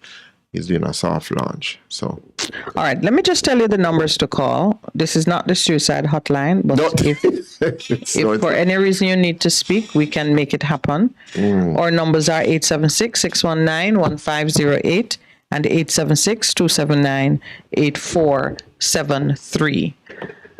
So please, it's time for you to engage with us. And we've been talking quite a lot about freedom, the burden of it, the purpose of it, and how do we, in the exercise of our precious freedoms, manage to show love and to really be a brother or a sister to those who require it. Wow. Where our hearts are really touched by some recent happenings. The loss of our sister Rachel. Rachel was one of the bright lights that came back from the motherland, part of our reparation package. They educated her, sensitized her to some important things, and she came home. And she was making her contribution in her community in Spanish Town where she lived. So, to her family and her friends, our condolences. And we count ourselves amongst her family and her friends. Good morning and welcome to the Morning Connection. Good morning. Miss Mary. Good morning, Pastor. Good morning, Mr. Lawrence. Good morning to everybody. Hi, Mary. How are you? I am blessed and highly favored despite, but wow, it's heavy. Yeah. Rachel went to England when she was 12 years old. That answers Percy's question. And she came back maybe about 13 years now, I think, But I spoke to Rachel Wednesday, Thursday, and maybe Friday morning for a long time, over an hour. When did she die? Which day? I don't know. Oh, when did they discover of her? I don't know because what happened on Saturday, I kept thinking of Rachel and say I must call her to find out how she was doing. But I didn't get around to it because I was making so many calls and then sometimes the phone battery not charging or so. But she talked about a lot of things. She didn't have any fruit. She ran out of fruit and she had like 3 ripe bananas and they spoiled. As usual, the pawpaw, the pineapple, ripe bananas spoiled. And I said to her, she's not supposed to go out in the sun. So I said to her, well, take a taxi and let the gentleman buy the fruit for you and so. And she was saying she's not supposed to hold her head down. Or else she'll feel it in her stomach and so. And also that she had sat low and washed a few pieces of clothes. But it was a long, I don't know why we were talking for such a long time, and even some happening, about that happening. Local events. Myself and Nikki promised that we wouldn't bring it up to her at all, but she brought it up to me, and she was talking to me. But Sunday morning now, I was speaking to Janice in New York and I noticed Nikki was calling me. When she couldn't get me on the WhatsApp, she was calling me straight.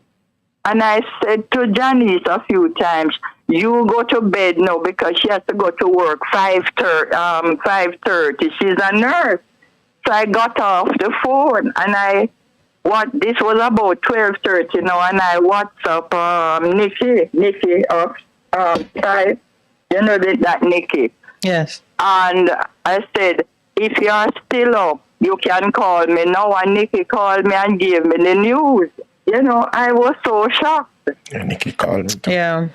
Well, but I gathered that somebody that lived on the premises to a gentleman never saw her for a few days and went to the window and moved the curtain and saw her sitting up. Called the police and the fire brigade people, and they came. And then I WhatsApp a few people, but people are funny. You can't send, you can't call them in the night, leave messages because the phone's not turned off. Yeah. But I called Sister Doreen and a lady, a herbalist lady, and Ross Remedy, and left messages on the phone. Sister Doreen called me. And then I called Jerry. Jerry is in New York.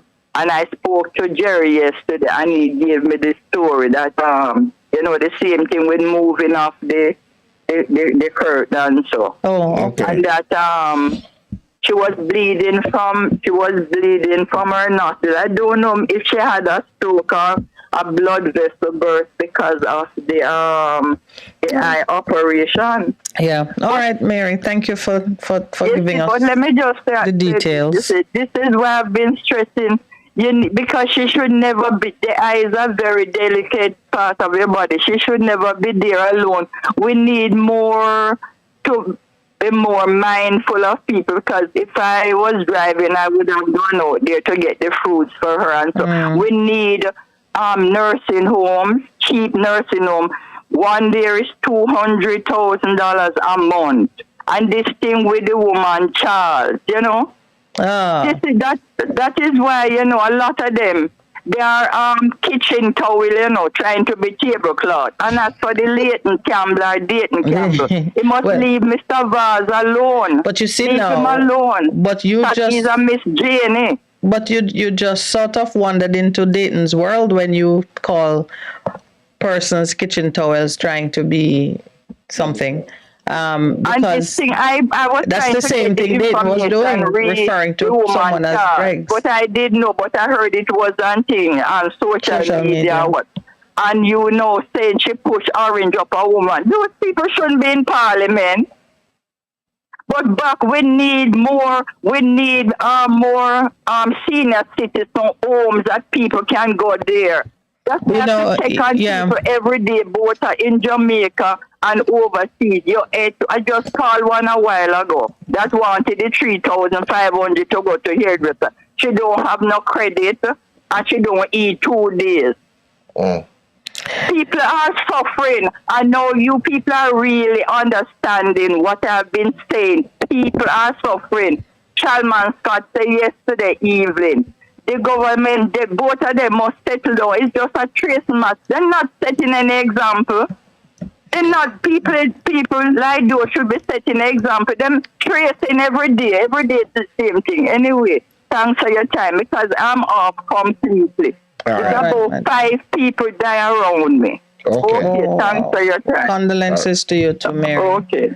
And wow, that was a mouthful, but one of the things that I would love to follow up on, the policy that we have affecting the care of our senior citizens. There is a need for a policy. Good morning and welcome to the Morning Connection. Good morning, my lady. Yes, sir. How are you? Good morning, Pastor.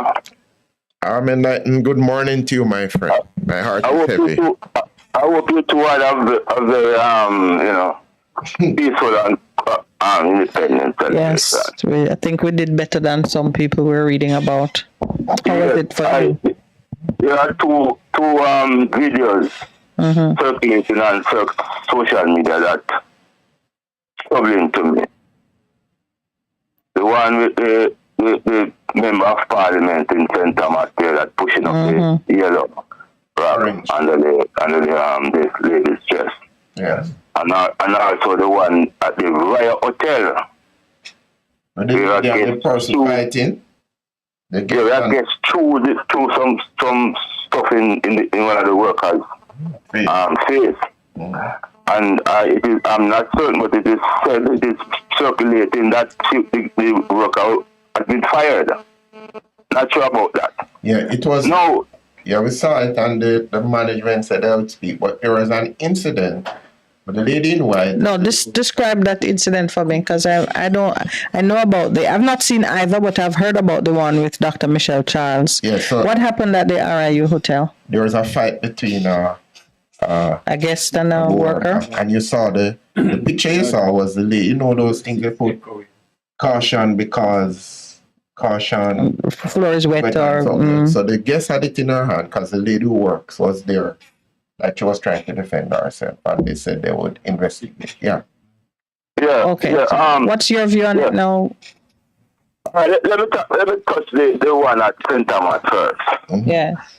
No, I have always been saying for a long time, that the office of the Member of Parliament should be non-politicized. In other words, it should not be painted in no JLP and no PNP colors. Correct. Because when you become a Member of Parliament, you're not there for the party that you run on the ticket for, you're there to serve the constituency. And another thing again, some of these social services that politicians are entrusted to. We have system, we have the Ministry of Labour and Social Security should be doing those things, so nobody should be going to MP office to look for those type of assistance. The Member of Parliament should be only recommending people to get those type of assistance. And you see, I am so shocked and surprised that the hullabaloo that the PSO especially came out and talk about when Mr. Buchanan and and they are silent. All the various women's group in this country, well, the PNP women movement issued a statement. So what about the other women's group? Turns out are they not concerned? Yeah. No, not Mr. Buchanan. You're speaking about MP Charles. Yes. You're saying why the double standard? Why the double standard? Yeah. You see, that's why I tell you, I have very little faith in this country, because the double, you see, even hypocrisy was given away, We in Jamaica join the front of the line and we get the most, We get the most, Because some simple thing that people will talk about, and I think like the dignity of this lady. Can you imagine how this lady must have felt when she do something like that to her? Well, I'm looking at some of the responses. Persons who saw it and they have some comments, they're sharing comments, said that the lady herself took it in good humor, like they were joking and jesting, and it's not so much the victim of it showing offense, because I think they're of the same party. It's more the appearance of it and how others are receiving it. They can spin it as much as they want to spin it, Because when Mark Bowling talk about dead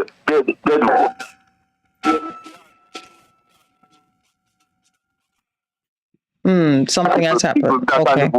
It was such a big thing. I know this thing that people talking about jester. What kind of jester? I look at the lady's face and she wasn't smiling. Okay, so you're feeling it.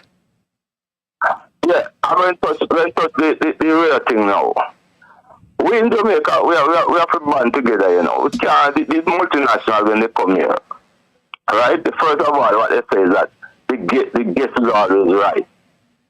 So regardless of what the guests do to the worker, so I'm not suggesting that the worker should any little flimsy thing they should enter into a fight, But I saw the whole thing. I saw it, the server was standing at the table with her arms folded, and the lady showed it thing in her face. I saw that, So one of the things. So, what did you see the before and the after, or you just? So, because one of the things that happen with these videos is you're oftentimes you're not given sufficient context to fully appreciate what is happening. And I haven't seen it, and I'm not even debating. I'm only making the point so I can take your comments in the right context. Yeah, what I'm saying, I didn't. It didn't start from there, But what I saw was the aggressive part where the server was standing there with her arm folded. Maybe what she did. There was a verbal confrontation, and I don't know. Yes. But then for you, regardless of the verbal confrontation you have with somebody, for you to do something like that to a person. It's a faulty person, you know. And then what did you hear now? That the staff was removed from her job? Yes, that's what I thought. I'm not certain, you know. Yeah. But, you know, sometimes it is in a social Right. media, take with a grain of But you're salt. saying if that turns out to be true, you sense some grave injustice has taken place. It must be a grave injustice for somebody to just come from way, come out of your country, come and start with them kind of way, and you defend yourself. Well, and you get fired. it don't even matter if they come from foreign. I mean, an assault taking place on the job, and employers, whether it's in a hotel environment or not, have an obligation to provide a safe environment for their in which their staff can work. Yeah, you see, this hotel is a new slave plantation, you know. And what you believe you're getting from these hotels, we don't really get not much from them, you know. Just like the backside companies. Yes, you know. the pickings are slim. Yeah, man, we get a little server work and all, but the vast majority of the money gone back to foreign, so we need. I love how you say gone back. The vast majority of the money never came here. Right, and we make so much sacrifice for them. We give up with beaches, we give up this, we give up that, and what are we getting for doing all of that? Good question to leave us to think about, my brother. We have another call, and I want to get to it. I wish I could get even another minute. No, well, the producer says call us back. Let's get please. All right, yeah, I know you can manage it. All right. Okay. Good morning and welcome to the Morning Connection. Good morning. Good morning. Wagwan. Good morning. Good morning. Good morning, Pastor. And how are you? Producer and this minute. Not bad. What's up? I'm starting on the same bias thing. PJ Patel, the honorable whatever his name is, made a speech the other day. You heard it? The one we are quoting from? Yes. Well, was a speech he was talking about the politicians and the leaders in the country. Oh, yes. It's the same. And they were quoting, yes. Mm-hmm. No, I was watching TV news that night. And they were saying, they were wondering if he was talking about what that liar guy said. Mr. Buchanan. Yeah. Buchanan. Or was it that policeman from Brisbane down here? Mr. James. Yes, but was he the comment about vulgarity? Was it referring to what the Rohan James said? Right. There was Rohan James wasn't vulgar. What he was talking about, and then what is my name again? The General Secretary of the PNP. Yeah, Dayton Campbell. They only mentioned those three, and all those three people, I believe, except for James, I know he's from Brisbane PNP era. They only mentioned those three PNP people. Yeah. So I'm wondering if only PNP people are going vulgar in this country. So you're saying in a media coverage of the issue, the media personnel focused only on 3 instances of breach of good manners and civility and decency by PNP persons. Yes, you can check the news totally. Yeah. Okay. Yes. I just want to be clear. That's what you're saying, because it's the truth. I heard that's the bias you're looking at. The bias in the media coverage of it, where they seem to be confining their attention to what was said by members of the PNP. Yes, exactly. Well, we've gone through the whole business of recognizing that the media expresses its own bias. It look well, I don't know, believe me, man, because TJ Patrick could never come out and attack all about that, because it's the entire political people. And even right now, that third party is having problems. UIC? Yes, they're having problems. Some leadership, yes. From a long time. Some leadership. From a long time. All right, Cruz. Right? Cruz? Yes. You have to close at 8:31. Oh. If you can call us back, please. Please.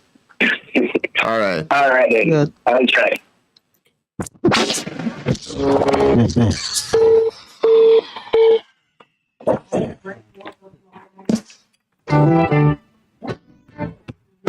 Best 100 FM presents the Mature and Moving Up Show, Lascelles Butch Chen, on Thursdays from 6 to 9 p.m. Welcome to this pioneering radio program on our continuing work in our maturing years, compellingly defined to educate and liberate the younger generation. Tune in and welcome. Looking to clean your vehicle super clean? 123 Clean Car Wash. Located at 2 1/4 Osborne Road, Kingston 10. Entrance on Grove Road, below Tropical Battery. They wash and vacuum, undercarriage wash, engine wash, polish and compound, shampoo and detailing. Call them at 876-631-3400. 123 Clean Car Wash. The best in the business for a cleaner wash. Believe me, it's so easy. 1, 2, 3. Veteran Printers for all your printing needs. We specialize in calendars, flyers, brochures, and more. Call us today at 968-7506. That's 968-7506. Or visit us at 4 East Bloomsbury Road, off Haggard Park Road. Veteran Printers, your best choice in printing. Half a tree, 100, bossy. How you do a take taxi start? Chano, I want to tell you, say, 2 months now, my transmission mash up, and me check everybody and can't hear nothing positive. Yeah, hear me? You waste all that time I shop around and never call the experts. Winters Auto have them. Them have over 35 years of experience and then diagnose the problem and get back your transmission brand new. For them service excellent and efficient. Trust me, man. Yeah, hear me? Call them at 929-7040 or go to them at 106 Maxfield Avenue, Kingston 13 and talk directly to the boss. Just tell them I'm me, send you. You big star. Yeah, man, respect my boss. Try to call cause trust me. Good afternoon. What a relief. What should a taxi service do for you? On-Time Taxi Service is more than just a ride to the other side of town. They offer clean and spacious vehicles, reliable service, and promise to always look out for their customers. They'll come when you call and take you where you want to go on time. From anywhere at all, you can call us on 926-3866. We are something special on the road. Best 100 FM is the authentic voice of Jamaica, promoting your prosperity with better vibes and better music. Let us promote your goods and services for you. Advertise with us. For more information, call our office at 876-276-8935. That's 276-8935. The Morning Connection is not your usual talk show. We aim to stimulate discussion and chart new paths to self-empowerment. So please join us, Minette and Percy, on the Morning Connection, Mondays to Thursdays, 6 a.m. to 10 a.m. on Best 100 FM. It's good, it's better, but nothing beats. Good morning and welcome back. Good morning to the caller on the line. Welcome to the Morning Connection. Good morning. Morning, Wayne. Good morning, everyone. Good morning, Pastor. Good morning, Wayne. How are you? I'm good, I'm good. Listen to them speech about the type of things we are watching and listening, yesterday I was here and I make a look at through the YouTube and I saw an incident with a woman and she talked about her experience. And like a lady taught me with her 8-year-old son shot and killed. 8 years old? She talk of she being there, and shot them off her head and 2 months stand up at the fence. And there's a fire shot through the zinc fence in the yard and she borrowed a baby in there. Still a fire shot. When she go in, when I pick them, was shot.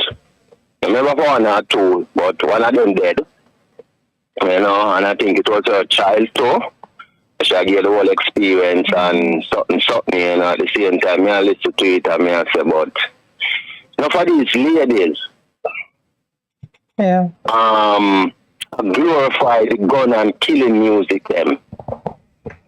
And also when the children them grow up and see the elder one them, their parents doing these things, they will follow the same example.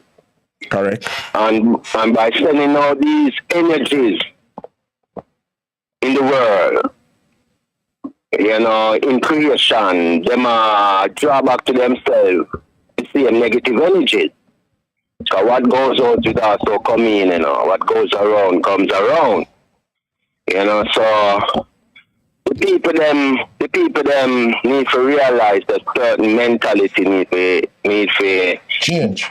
Need to be banished from amongst them. Yeah, man. Not even the baby them now got spare, because evil not care, evil does love death, destruction and suffering.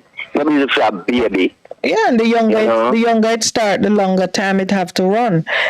In today's paper, Dr. Michael Abrams is writing about an incident involving 2 6-year-old children, where one told the other one something nasty and slapped the child. A little boy slapped a young girl, a 6-year-old child, in her face on a public bus. So it's, and in it he's making the same connections that you're making, that it is what we are seeing in public spaces, if not in our home, we're seeing it around us to the level where, you're right, it's infecting the children.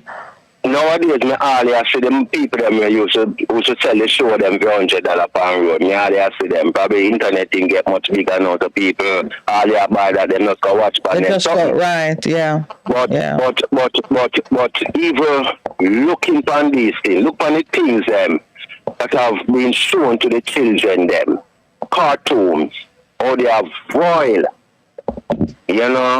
and thing and me about it's things that carry a toll on people's mind. And it's been around for a while. It does. And the so these evil cars.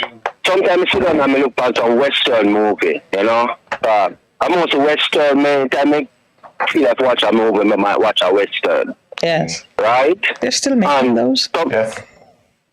That old movies, that 50s also. But when me see them, I look on them still, I say to myself, but all them things are indoctrinate the people, their mind, in a negative way. From long time. So as the years go by, the evil ants become an evil giant now. Yep. So, it is so terrible now. It's going to take so much more to fix it. And the worst of the store, and the money it's going to take to fix it, and the longer it's going to take to heal it. All that you say, just make it more urgent to do the intervention. I am of the belief that the transformed mind of man that is moving in alignment with how God wants us to live and be, it happens like that. It's like when you walk away from alcohol or drugs or one of the things that's so addictive. But by the grace of God, you can shake that with one prayer.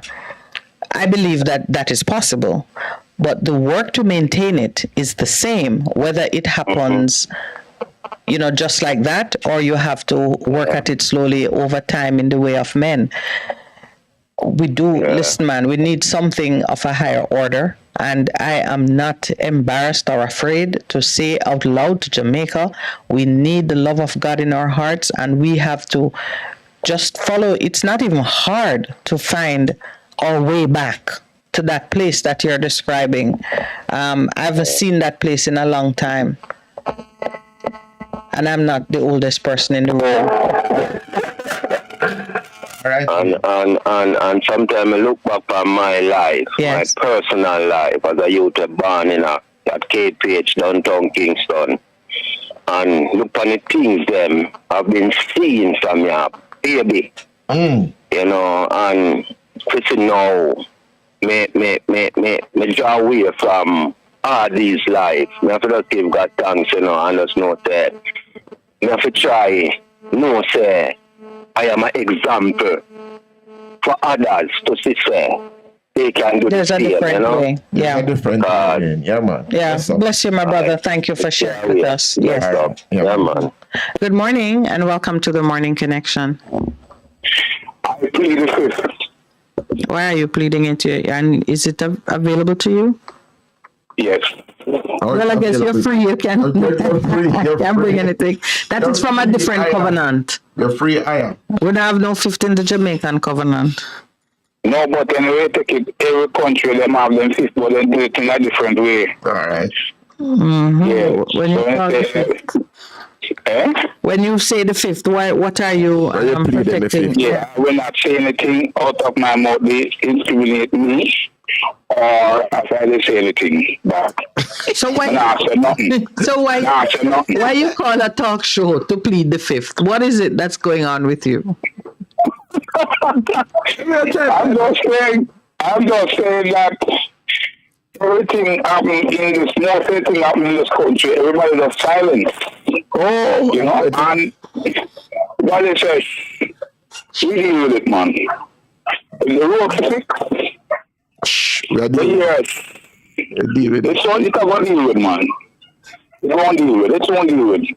And they're there. Like some bridge, let me say, match down in some other country, and then say the member of parliament is nowhere to be around. In Jamaica, people they must fully understand. They must fully understand. If they don't fully understand, that means that they have fully done. Meaning that you get your member of parliament in a parliament, as they reach in not coming back down to your district to see what is taking place down there. It's full time. The people them have an understanding with the member of parliament, because they're not doing anything to help the people them down there. Mm-hmm. I always talk about my vocational local spot in Portland, which I feel so ashamed. I meet some friends down there. A long time friend, them say, boy, not go on in the brother. I have a friend down there, have a boat. He usually came over by Navy Island and doing the coasting. The man said, them lock off everything down there. Right then, say, boat park and I drive at man. I have to take out him engine out of the boat right now, farming him gone to. Why? No, because them like the beach at a marine, so Marine Island right there, a couple places say that Port Antonio, so in that town. It have said don't have access to use him boat and thing. No, because it place the beach lock off. Oh. That hotel, yes, a lock off. Nobody down there. Just I remember say right now the dock is right there, you know. The port for the ship to come in. Then say they refurbish. And not even a boat come part here. Oh, they refurbished the marine and it's still not being used. Yes. And then they do nothing. Someone left is my friend, them attacked when I said, well, right, I know. Mr. Vaz now go on with man. Uh-oh. You now go on because the people that need work, especially young children them. Uh-oh. He might have to leave here, he might have to leave Port Antonio and go to security guard work at home. Uh-oh. And come over back on weekends. Oh, Lord. And two of the business places in Port Antonio got burned down. Oh, yes, I saw that. You understand? Right near the market, yeah. That was on the news. You understand me? So all of these things happening to us, and the places also are crime free. Maybe one and two, but sometimes these murders are in a domestic dispute. Such a quiet and nice place, but we need the place to develop better. Oh. I have seen Chinese and Indian having store all over the place, where you can feel the atmosphere that the young people are not involved. They are not giving them no job, not giving nobody, not getting no work here. All the most that are going to Sam and I talking to people and I say, we're going to say, well, I'm going to go buy some things and come back and come job. And I say, you work at home, you come up on weekend. Okay. When I go on the bus on weekend, like say one Saturday, so I go Port Antonio. Majority of people talk to them say, yeah man, I told them work, man, I'm going to the weekend. Okay. And I have to catch back the early bus. It's a long drive, you know. Yeah, so not enough in the community to keep people. Yeah. Well, they have two vases there. Yeah, but them not. But them need to do something to that place, man. And They need to do something for that place. At least to the people, them man. Trust man, me just try to call my friend now, me have to even give him a little thing in my man, because me see say, him now when the month, so me give him $1,000 and thing like that, and next time give him a 5 days. You have to sit down and read and me tell him, say, nothing now about that place, we just say, survey, see place, now read now blow, or just say the place stay.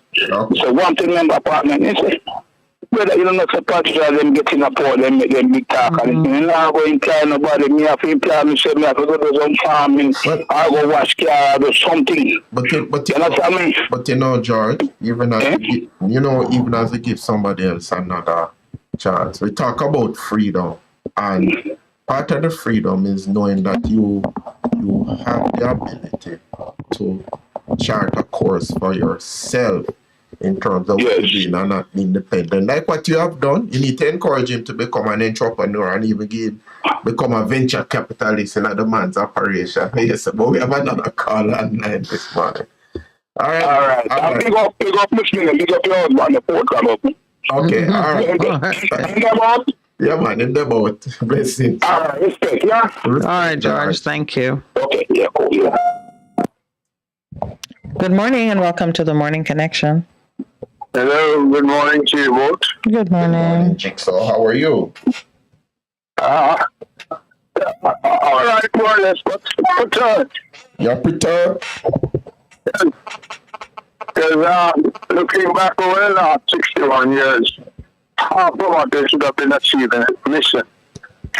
All right? And I don't see any call or any action or approach to do better. Right? At least for the next 10 years.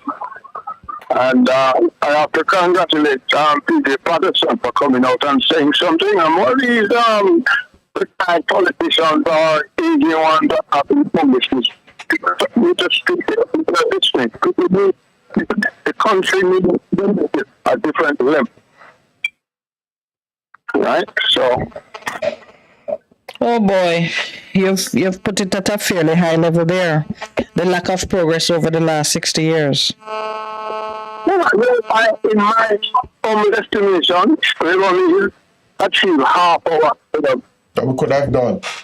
And we're still heading downwards rather than upwards in terms of how we identify what value we have and how to negotiate to get the best from it. A classic example is the bauxite industry, right? Because from the time we mine bauxite here, we should be willing to invest in other part of the industry. It don't end with the dirt coming out of the ground and extracting what there. So what is the sign of hope you see why you think that 10 years we might show improvement? You said... Following up a dream, a bigger plan. The plan for a minimum of 10 years. Yes. I mean, the other countries are looking at a 50-year plan. We can go there too, because we must start at a reasonable number of years.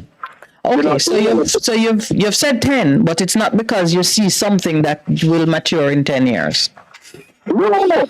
We're not doing anything. You're just hopeful that we'll start something that can give us. Yeah, we're not making effort to feed ourselves, right?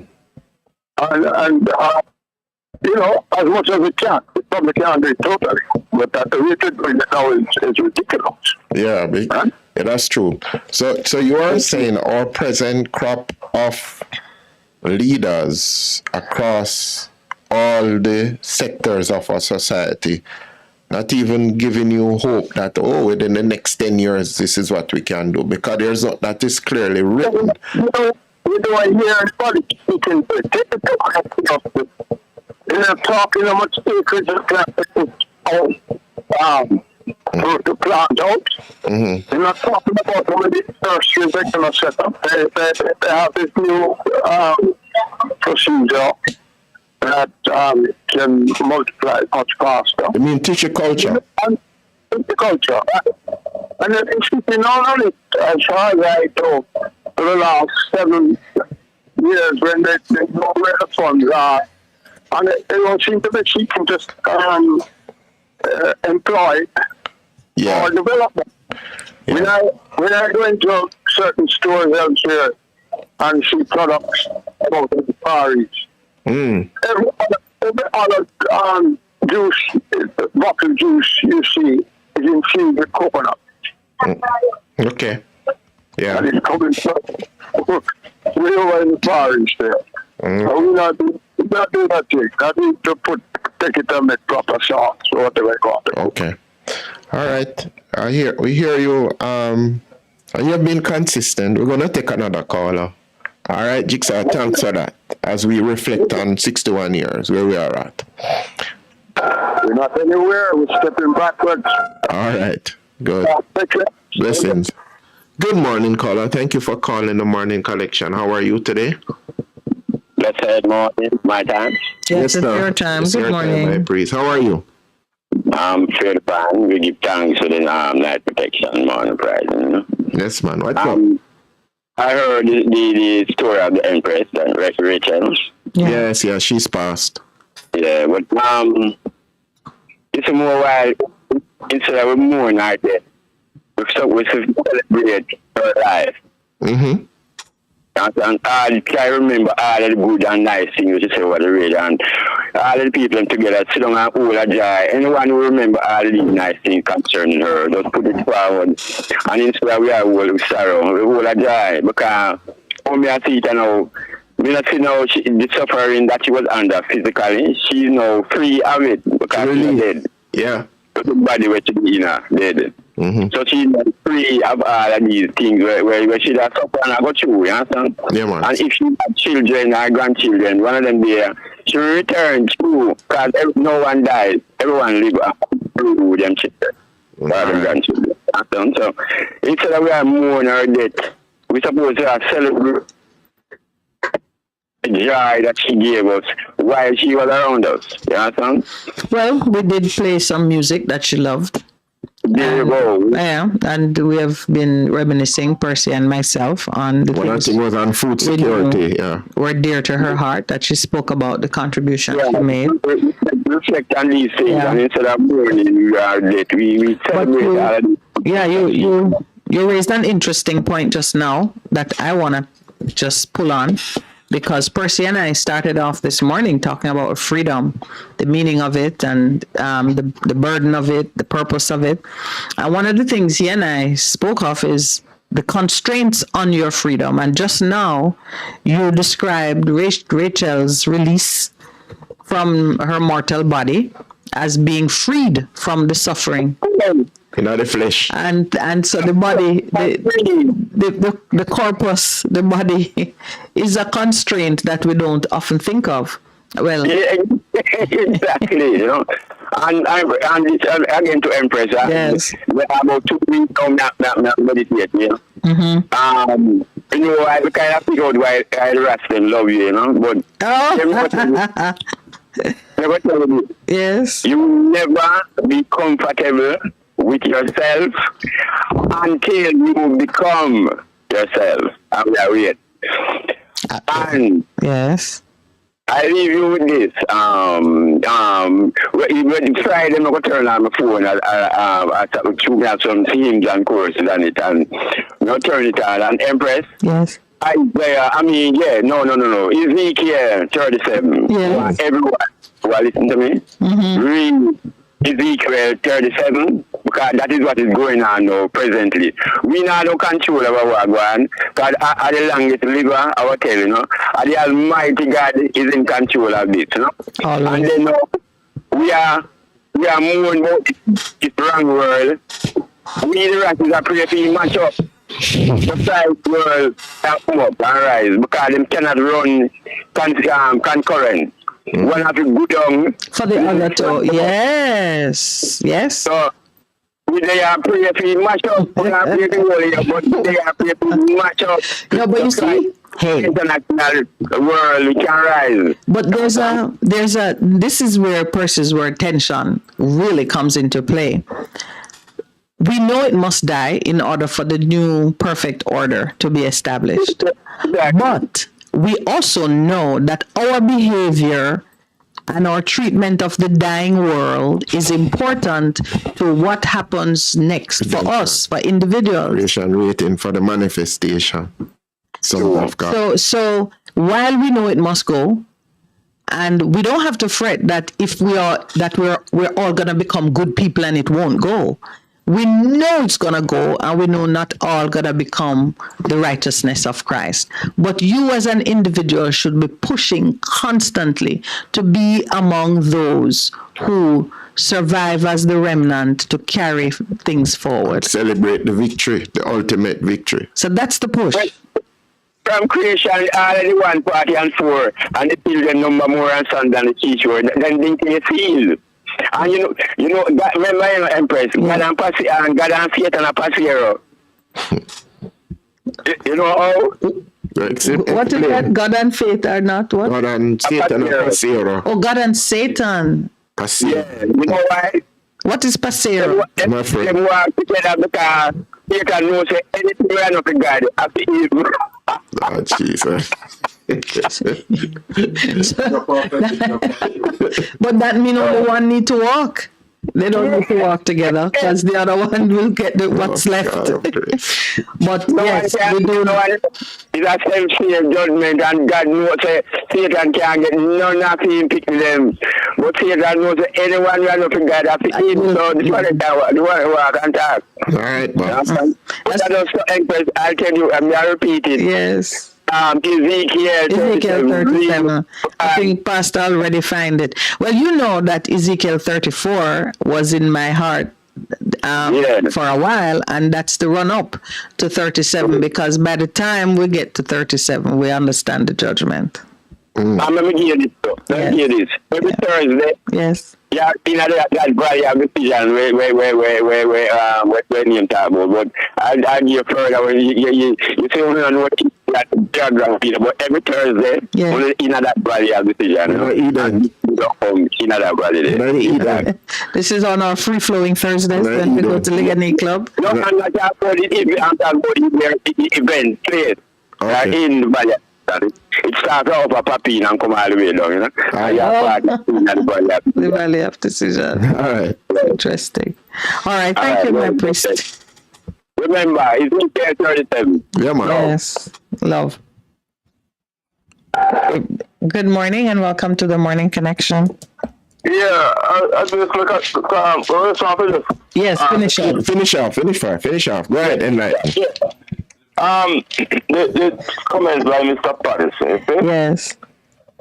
It is well needed. But listen, the present leaders, especially the leader, especially Prime Minister that we have in this country, he has set some very, very bad examples. So for him, to me, he has no credibility right now to do anything about the coarseness that is happening in this life, because he's a part of it. Remember when have you ever seen you have a man called him Peanut Dread when he came to Parliament? What do you mean, Radam? If you listen if you have a chance to listen some of the things that come out of that man's mouth. Enlighten. Hold as we take the break. Hold for us. You came in just at the 9 o'clock break. Hold on for us. Thanks.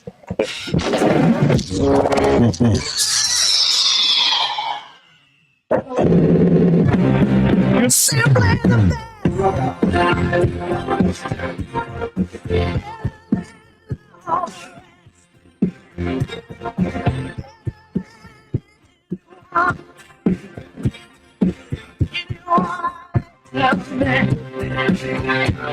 You're simply the best. Best FM 100 on your dial. Keep listening. What should a taxi service do for you? On-time taxi service is more than just a ride to the other side of town. They offer clean and spacious vehicles, reliable service, and promise to always look out for their customers. They'll come when you call and take you where you want to go on time. You can call us on 926-3866. We are something special on the road. Brighton Printers for all your printing needs. We specialize in calendars, flyers, brochures, and more. Call us today at 968-7506. That's 968-7506. Or visit us at 4 East Bloomsbury Road, off Haggard Park Road. Brighton Printers, your best choice in printing. For a better choice in all your electrical supplies, A, authorized 3M dealer and better brand names. B, better service including free island-wide delivery. C, all major credit and debit cards accepted. It's ABC Electrical Sales, shop number 8, Hagley Park Plaza, Kingston 10. Open Monday to Friday, 8 a.m. to 5 p.m., Saturday, 8 a.m. to 4 p.m. We make your electrical jobs as easy as ABC. Call 754-382-528 or fax 754-3659. ABC Electrical Sales, for a better choice. Praise the Lord, praise the Lord. God is good. This is already pastor and friend, Reverend Simon Peter Jones, inviting you, my friends, to listen every Tuesday evening on Best 100 FM at 7:30 p.m. for the program, The Voice of Hope, as we extend hope to the hopeless in this dying world. God is good. Be encouraged. Hope is in.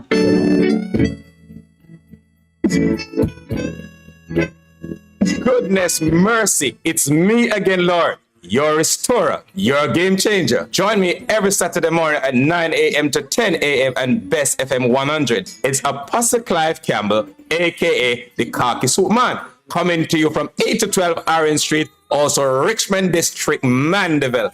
Embrace the change. Getting fired when you tune into Vent, brought to you by Via Express Couriers. This and every Wednesday at 5 p.m. on Best 100 FM. Hear from some of Jamaica's top entrepreneurs. Get updates on deals and upcoming events, tips for business, and pure vibes. Vent, a safe space for discussion. Make a chat, no man. Morning Connection is not your usual talk show. We aim to stimulate discussion and chart new paths to self-empowerment. So please join us, Minette and Percy, on the Morning Connection, Mondays to Thursdays, 6 a.m. to 10 a.m. on Best 100 FM. It's good, it's better, but nothing beats. Thank you for holding the night and welcome back to the Morning Connection. Yes, yeah, with this inviting a man like that as a guest to the House of Parliament, right? Some of the things, some of the speech, what he made most of the time, talking down to people. You remember the aggressive manner that he came on with the students when they were discussing the needs.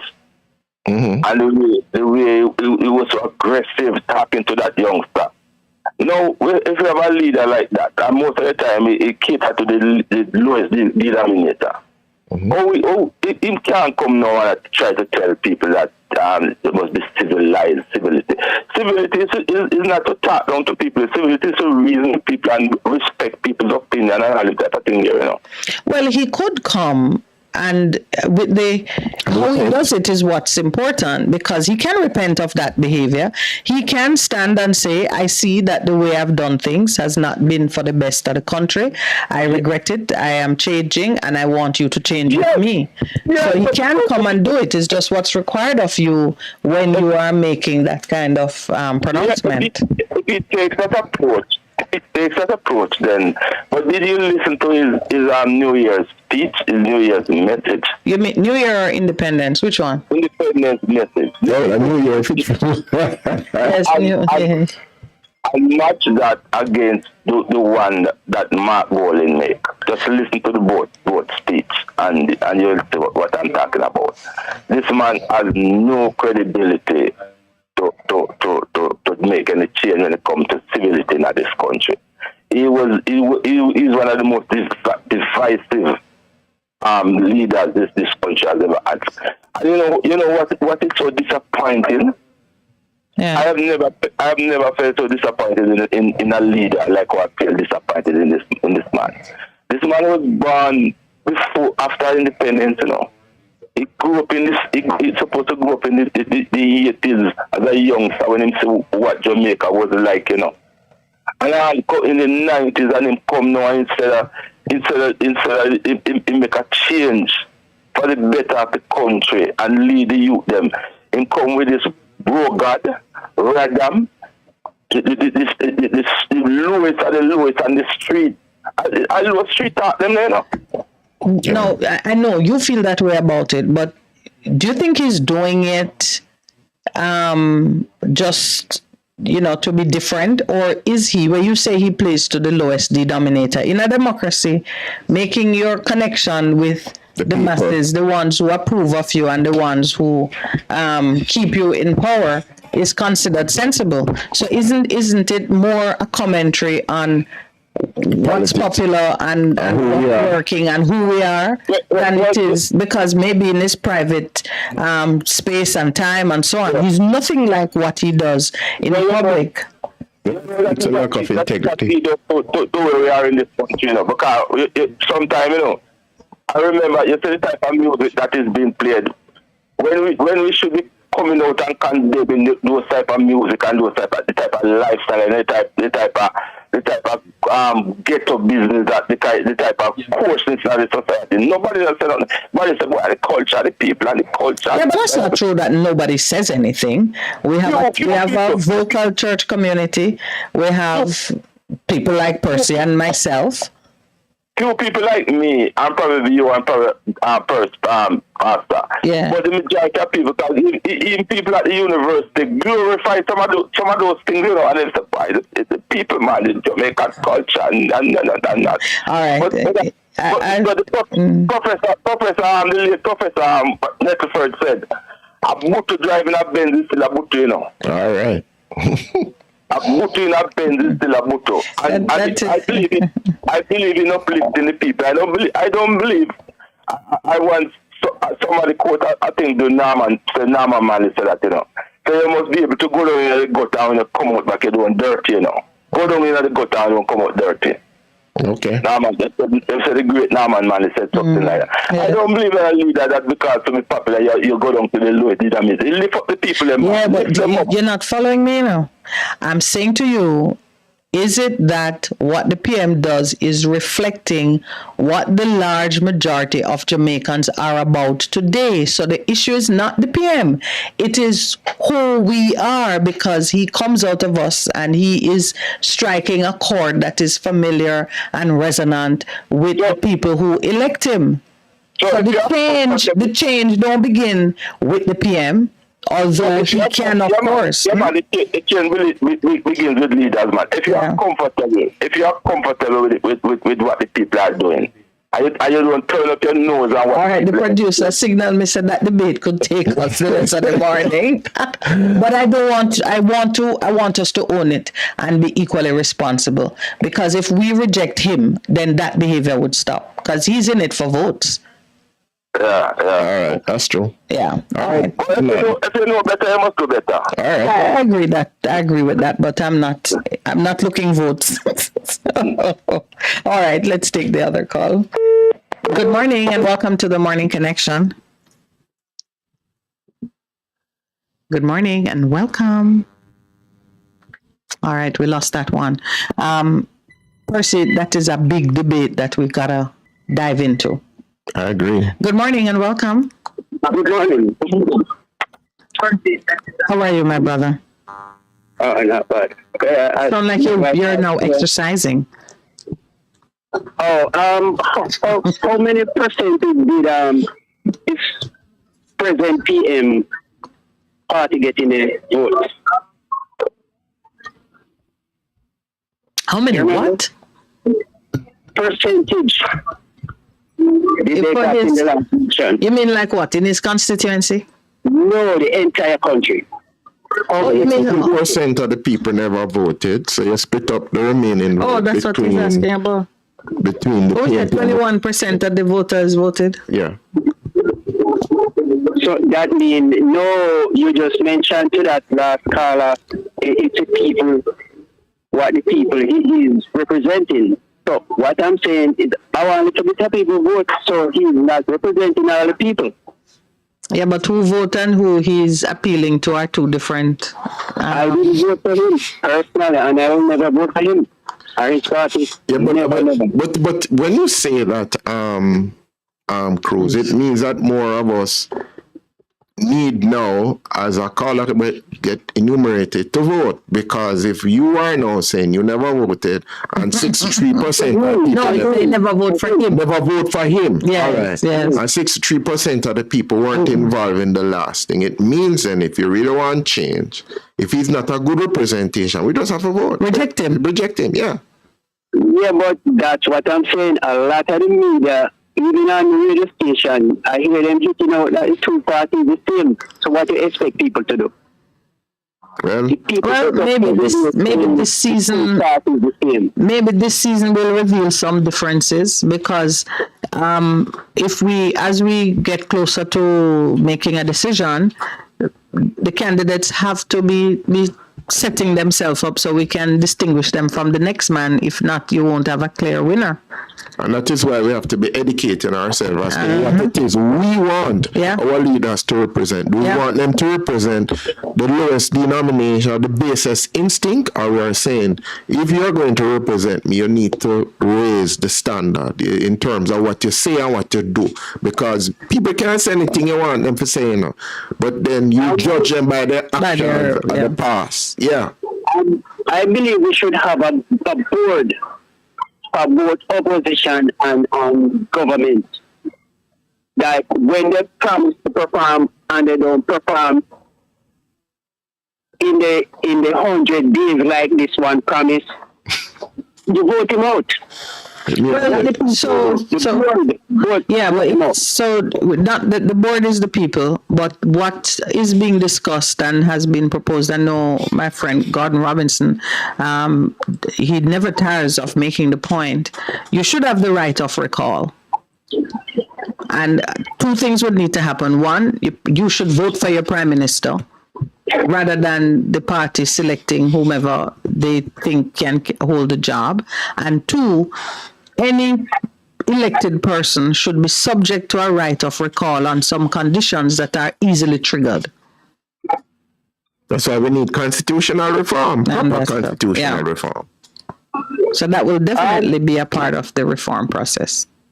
Oh, one thing I call to ask, but I have so many things I have to call tomorrow. What did the general said about Baz? Why is suing him? As I didn't hear or read why. I only heard it. Well, he did two things. One, he in whatever statement he was making on the hustings, he called up. He had a moment of silence for a murder victim of years gone by, and he made mention of it right after making some comments about Minister Vaz, and then associating. He then made a comment about leadership of the nation. He said dregs of society are leading the nation. And those utterances, in the way he made them, left it open to Minister Vaz to quite rightly say, I have been defamed because you made these statements in a context where a right-thinking person would assume you are referring to me. But which minute? Yes. Most Jamaicans are not right-thinking, like me. Well, when it goes to court, we will see. And I think Minister Vaz has done the right thing. If a man says something that could cause you to feel that you're being disparaged in your reputation, you are entitled to take it to a place where it can be adjudicated on, and he has done the right thing, and I believe he should have done it a long time ago, because there comes a time when people begin to say things, and he does it because he's a politician and his reputation is there in the public domain. There are many things that I probably should have litigated myself, but hey, I think I'm more effective when those things are a part of my story. You feel it? Yes. Was that word out this team Camila female? All right. So now you sound like you want to get me on a lawsuit with Mr. Van. We don't know. Go and listen to the clip yourself. It's I'm sure it's available somewhere. Or get the papers.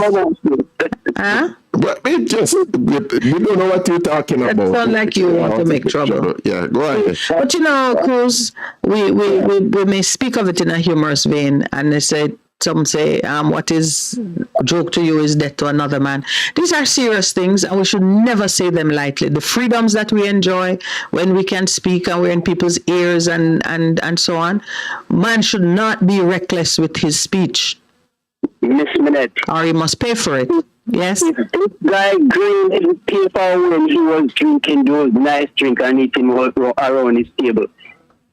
But you know what? We missed an opportunity there.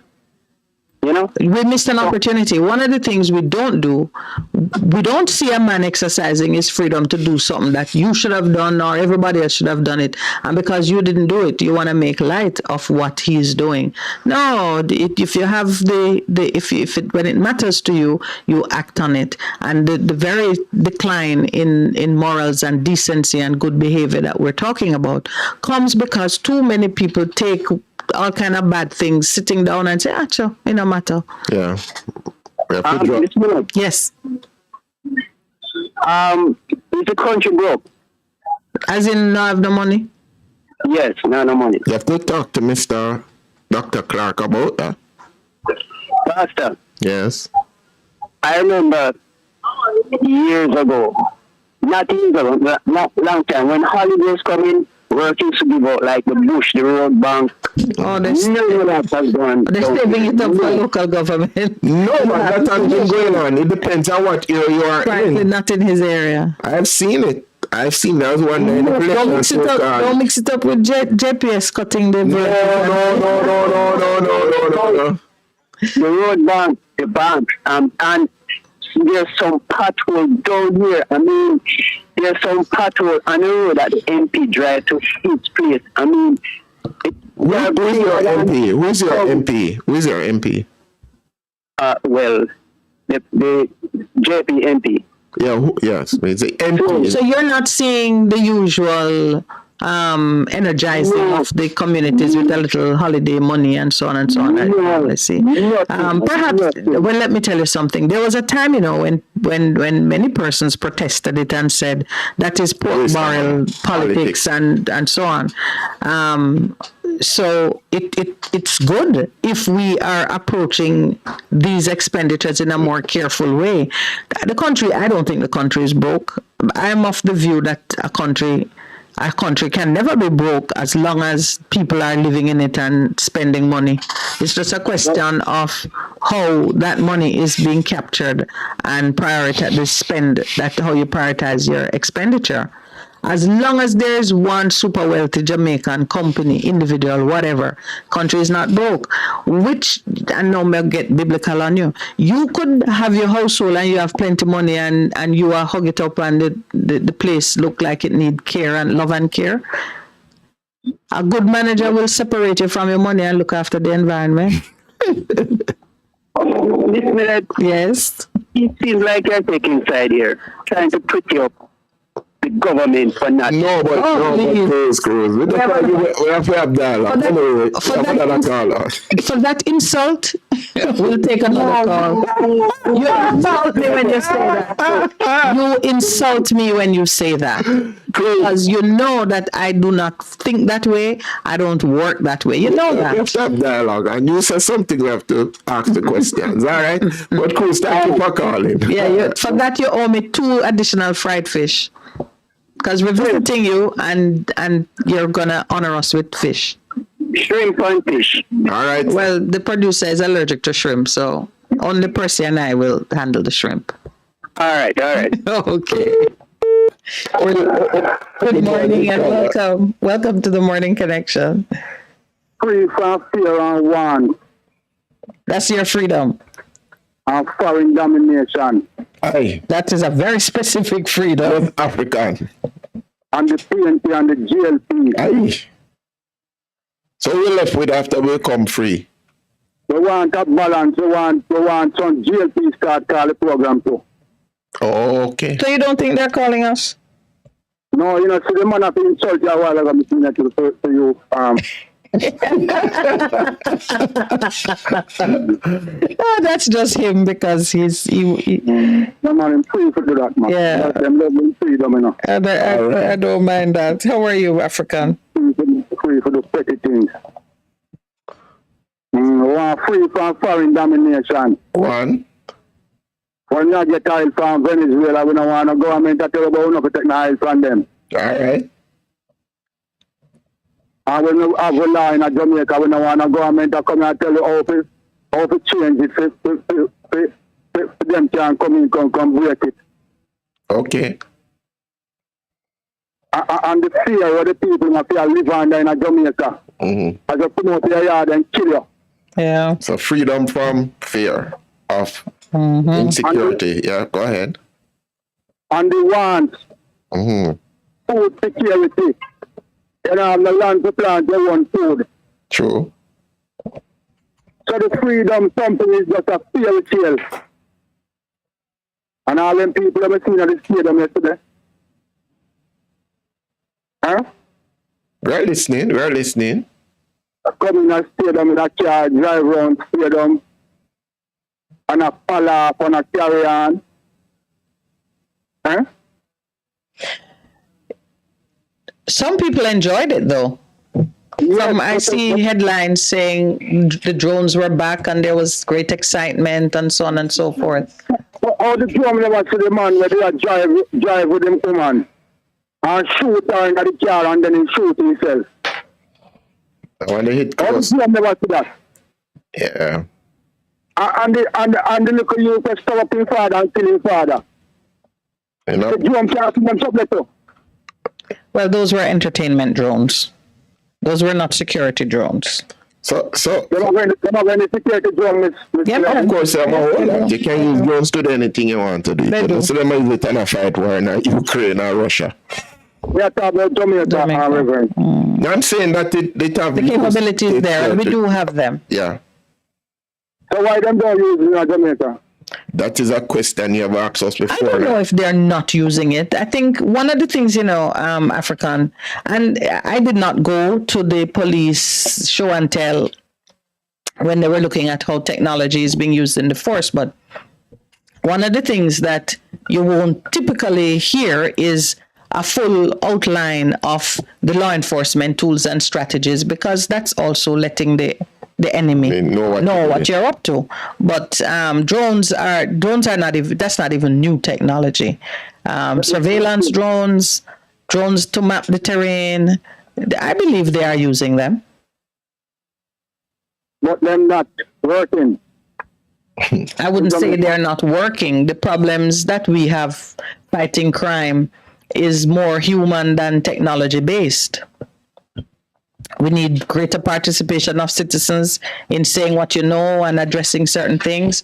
We need more integrity and honesty in the police force in terms of how things are done. Yes, and they have a leadership issue too. If we need greater participation from the people in our country. Yes. Why them treat the president of the police? What them call the president? Mr. Rowan James, yeah, they treated him. Why am I not that treatment? Yeah, but that's happening internally. And if you notice too, a few voices come out and decry it, but not even his own people. I would have expected that the whole police force would have stayed in yard. You take my leader. There have a law that prevent them from doing that. There are laws that address how you take industrial action and so on, but man, find a way. You see, this is why this morning Percy and I were talking about freedom, because the law is a constraint on your freedom in certain areas. But if you understand your freedom, you think and act without constraint or restraint. Yes. Yes. You know one country named Niger? Yeah. Yes, with the junta. Yeah. Yeah, you see that going, you know. And it's not the first country to have taken decision like that. What long now? Yeah. Afraid of the people want, you know. They want to free to own them something. Yeah. The people are free to own their land and their things. And some people in their country are starting from doing it. So the new thing for all of this foreign dominated running country, like the crown colony them. Now it's afraid of about the head of the state or the crown. Yeah, but you're switching to another stream now, and I wanted you to complete what you were saying about the treatment that's been meted out to Ron James, who is effectively the head of the police union. Yes, Finish the thought on that, because I put to you, you say if they want people to be more involved, why have they treated basically the head of the police union? And I tell you, that's an internal matter, because the treatment he's getting is from within the force. And then I say to you, the force itself, how have they responded? And you asked about there being laws to prevent a certain type of response. Yes, so take me now to the point where the bid for freedom is made, and who in this instance. Yes. Because when the people in town get them.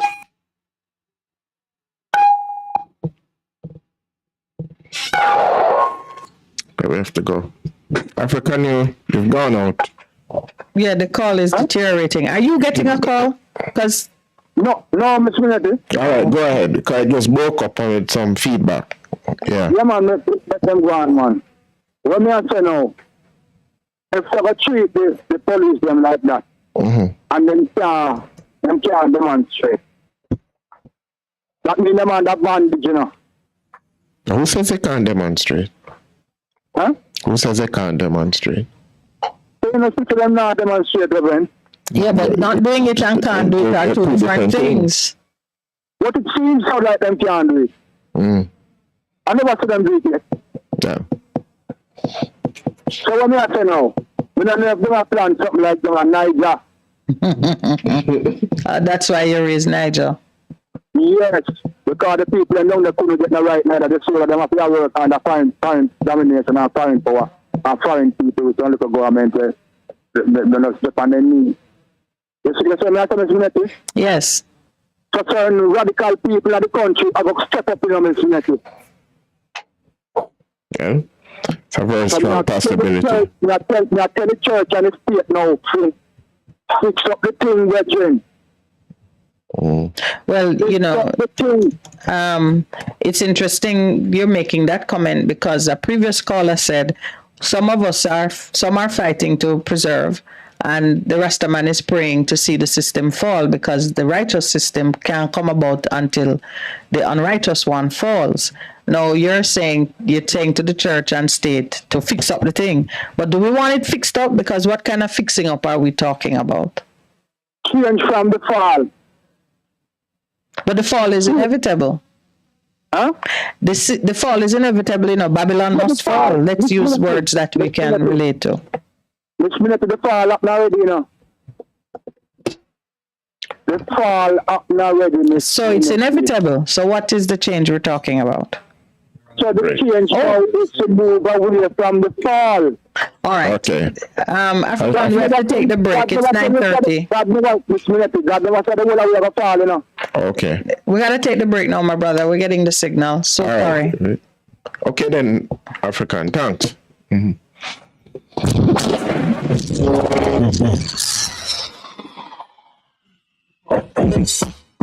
Veteran Printers for all your printing needs. We specialize in calendars, flyers, brochures, and more.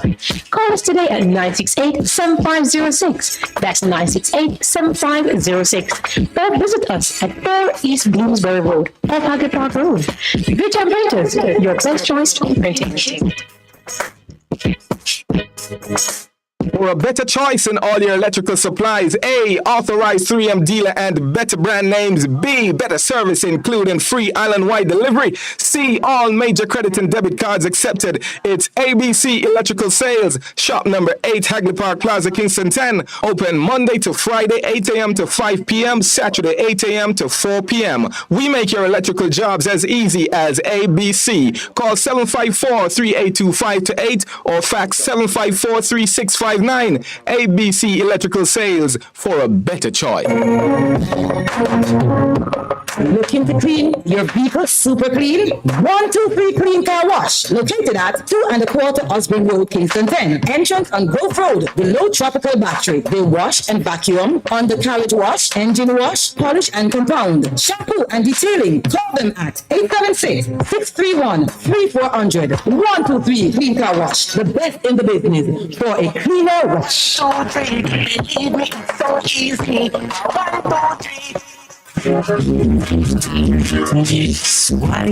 2, 3. I go by the name of Miss Waste. Catch me on Best 100. I will be discovering the greatness of Jamaica and Jamaicans through people, places, and things home and abroad. Playing you some good music along with interviewing artists, soundmen, producers, and Jamaicans making a difference all over the world. So catch me between the hours of 10 a.m. till 2 p.m. Monday to Thursday on Best 100 FM. Stepping on the street, smiling happy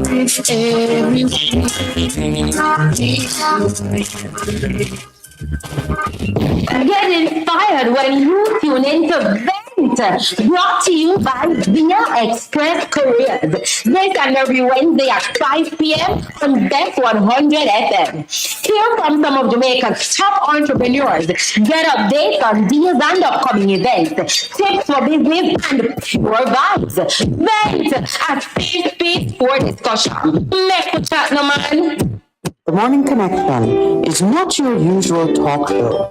We aim to stimulate discussion and chart new paths to self-empowerment. So please join us, Minette and Percy, on The Morning Connection, Mondays to Thursdays, 6 a.m. to 10 a.m. on Best 100 FM. It's good, it's better, but nothing beats. Good morning, welcome to the Morning Connection. It's now 9:34. Hello, caller, how are you? Hello? No, what? Is there someone on the line? No, you're not there? No, but I was just thinking about what African was just saying.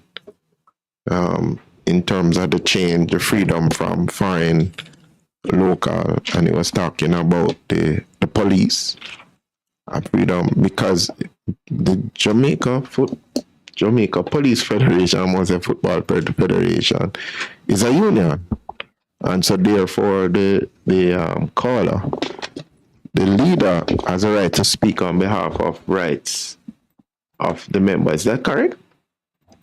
Which leader has the right? Ron James. He was talking about that the courts had said they must earn overtime, and he was saying to the head of the Central Command, you need to pay because the court has decided. Good morning. Welcome to the Morning Connection. Good morning, sir. Welcome. Welcome, how are you? I am good. Yes, I just want to in for that little topic that gentleman has come for the Police Federation chairman. Yes. It's something the Jamaican people, they have to look into these situations and see how the government and a whole deal with people who comes out and talk about the running of the country and the unfair treatment that they are getting from the government. Look and see how much person come out and talk and what happened to them after them finish talk. You mean that they are attacked or targeted? Punished. They're punished. Yeah. Not only attack but punish. Anytime you come out and anything about the government, it shows them up and unfair treatment the people get. Just look at them, And you see what the police in the stream go with? Something from about 2011. They come up with take him off of duty. 2011? That's why are you kidding me? 2011, because what they're saying that he was behind the PMP in some election, take some leave of absence, and all bring up back now to what he said on the platform the other day. Are you serious? That's a part of the disciplinary proceeding. Interdiction for him? Yes, that's why right away they swing on it. And you see, you have a mutation. No. Slow down for me, please. Are you making a connection between supposed political involvement, or are you saying that in the charges laid against him for disciplinary action now, there is a reference to some activity from 2011? Well, based on what I heard on a news station, yes, a popular news station, that they highlight the JP party more than anything else. Yes. When the JP party anything wrong, you don't hear them come out about it. Right. But let the PMP party just utter something, and them swing on it right through the day and night.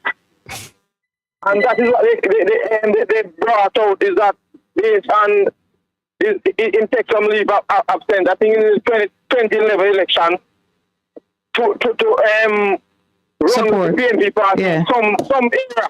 All right. So what I'm trying to do is distinguish between speculation and argument from the actual charges, because I believe the disciplinary action which he faces now is confined to the utterances made in public, which High Command says would have the effect of undermining their authority in dealing with rank and file.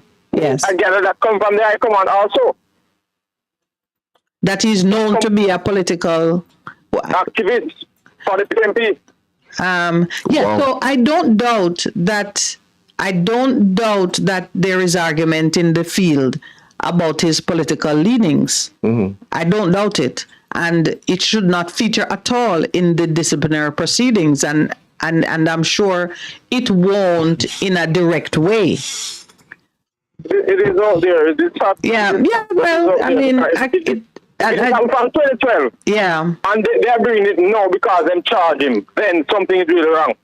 But you see, who's bringing it now? They're not bringing it as a charge.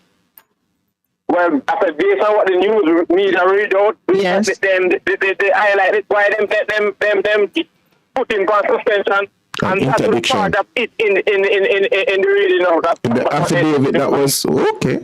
We'd love to hear it. Yeah. But remember, it's in the courts, you know. It's in the courts. And this country is gone into a dictatorship country, and it is a mess. I tell you, regardless of even the accuracy of the reports, that Jamaicans are feeling that we've descended into some autocratic type of rulership. And it's not the first time I'm hearing that statement. I myself have seen signs of it. It means we need to take corrective action. Look at the lawyer man the other day who came out and said something about the DPP. Yes. When I watch the video, I hear him say, an artist sing the song. Yes. And he repeats what the artist said. Well, you're giving... This artist sing this song, and he repeats the line in the song. And right. What they him to him. Yeah, because the context, he was answering a question put to him, and that's how he chose to answer. Well, he exercises freedom, and others have exercised their freedom to decry it. Are you saying there's nothing wrong with what he said and the context in which he said it? Well, because I know he said it, you know. Remember him said the artist said the DPP whatsoever. Yeah, but he wasn't. No. I think you watch it again, and follow the question that was put to him. Look at Mr. Warmington. I'm going to see Mr. Warmington go and disgrace all the parliament and tell them about some shameless things in the parliament. And that should have been dealt with too. And that should have been dealt with also. And it's not too late either because Mr. Warmington still lives. Yeah, and I don't hear them suspend any punch and drop on him. Well, let us see, now that we're all on one page concerning the way these things ought to be addressed, let's see what happens. And let's see if Jamaicans have the courage, the backbone to push for just treatment. What goes to the gander, what goes to the goose, goes to the gander. Yes, and some say the world. Anything we do. And some say the world on a level. But let's see if we're going to push to get the same treatment meted out to these things, because Warmington still live and still in position and still can be handled. Every one of these things that all come from the same cesspool can be given the same treatment. What do you do with something when it comes from the cesspool? I don't think can be handled, but if you realize those swift action take against some. And Yeah. Yes, but and him continue to do it. He's not doing it one time or two times. Yeah, well, doing it. But that's what I'm saying. Let's see if we can demand, if we'll press for these things to be addressed in a righteous way. It's not too late. And that's what we are saying. I'll give a next call or some.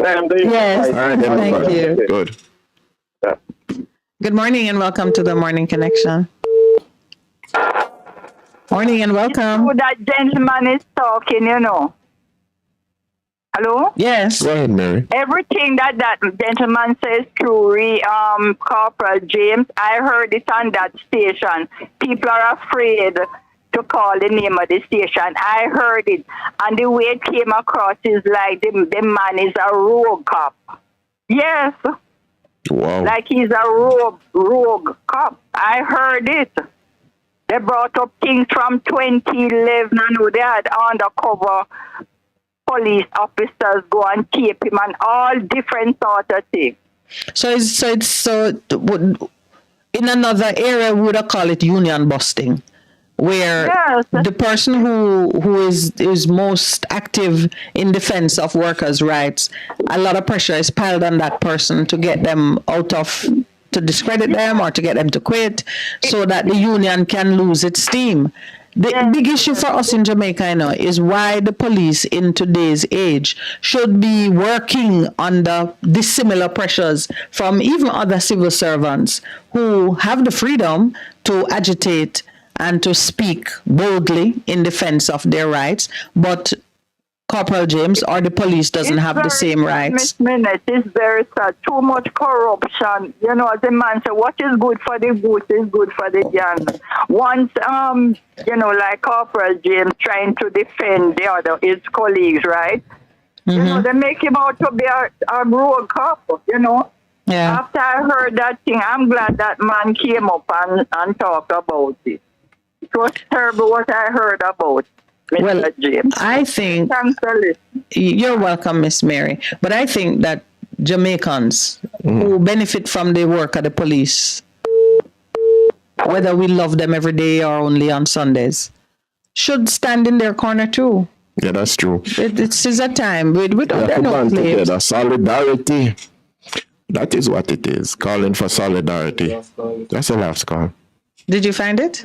All right. So one of our listeners online suggested that we just replay Rachel's last call, just so you hear the voice another time, our way of honoring her and remembering Celebrating her. And I think that the producer went and the engineer, and they found it.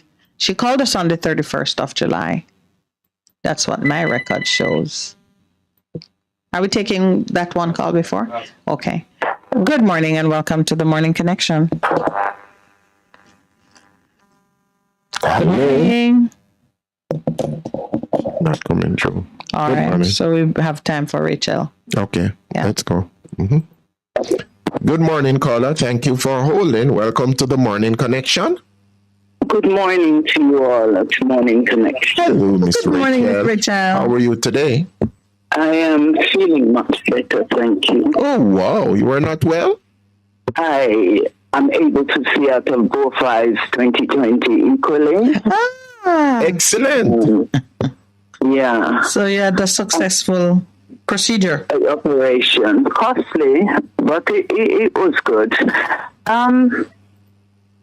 Another time I want to talk about that, about looking after ourselves and our vision and stuff, but it has come to my mind, and there are some times when things come to my mind and I don't say it. It plays on you. I don't know if you know what I mean. Yes, I know. Yes. You need to release it. Yes. Well, over 3 years ago, I dreamt the voice said, go and tell everyone to plant every neighborhood they live in, whether it's backyard or flower pot or whatever, because there's not going to be any fruits and vegetables. And if you look around now, I'm telling you, and I mentioned this on 3 radio stations, and Best being one of them, on 2 different programs on Best and another station.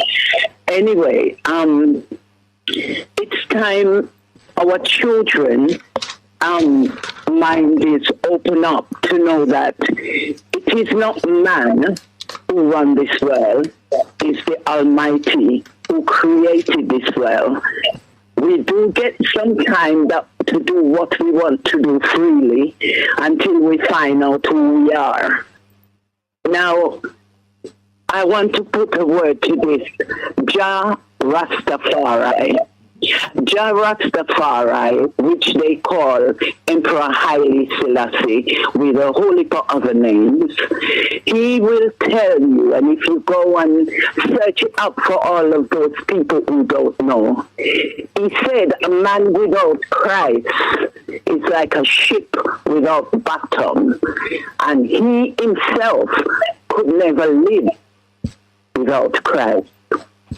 Now, all these names that has made up, jump up and put together, is not the name of the Almighty. A little bit from here and a little bit from there, and man want to please himself, because men are men pleasers, majority of them, and they want to do whatever they want to do. But mark my word, we are in a serious time, and we don't want our young people keep getting the wrong information. What certain people should go on air and talk about is, don't encourage the youth then to drink strong alcohol like a fish, right? And become mindless and smoke themselves and hurt their lungs and whatever. And to plant and grow and eat healthily if they want to have a full structure. It's not about galleys and what have you. It's not what you have and what you wear. It's who you are inside in your heart. And the things you do in your mindset that will carry you through. So it's a timely reminder. So we have to stop. Well, I say it. Jesus echoed it. Love, fear God, neighbor as yourself. But recognize that you are a created being. It is not you who have created yourself. And therefore, if that is an accepted fact, then your behavior will reflect that acknowledgement. And that's what you're saying, right? Correct. Okay. And I love it too that you expressed the vision you had concerning food security and the responsibility that we must take for ensuring that we have something growing. Yeah. I mean, many have received a similar instruction. Keep saying it, my dear. Those who have the ears to hear it are hearing and will do. And you don't stop saying it. It's not your decision to stop saying it, even if it appears that it's falling on deaf ears. So I encourage you with that one. I realize that's why I'm repeating it. Yeah, thank you for doing so. Plan. Yeah, we are of like mind. Plan. So the health and safety is very important.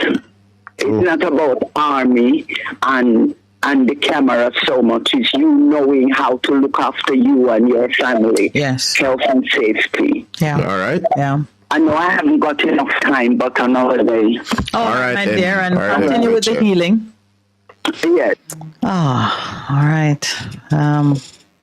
Rachel, bless you, my dear, for the light that you shone. All right, this is the time to say thank you to all those who participated in this morning's conversation and musings. To those on air, those online, thank you for your notes. Rowan Miller, thank you for that kind compliment.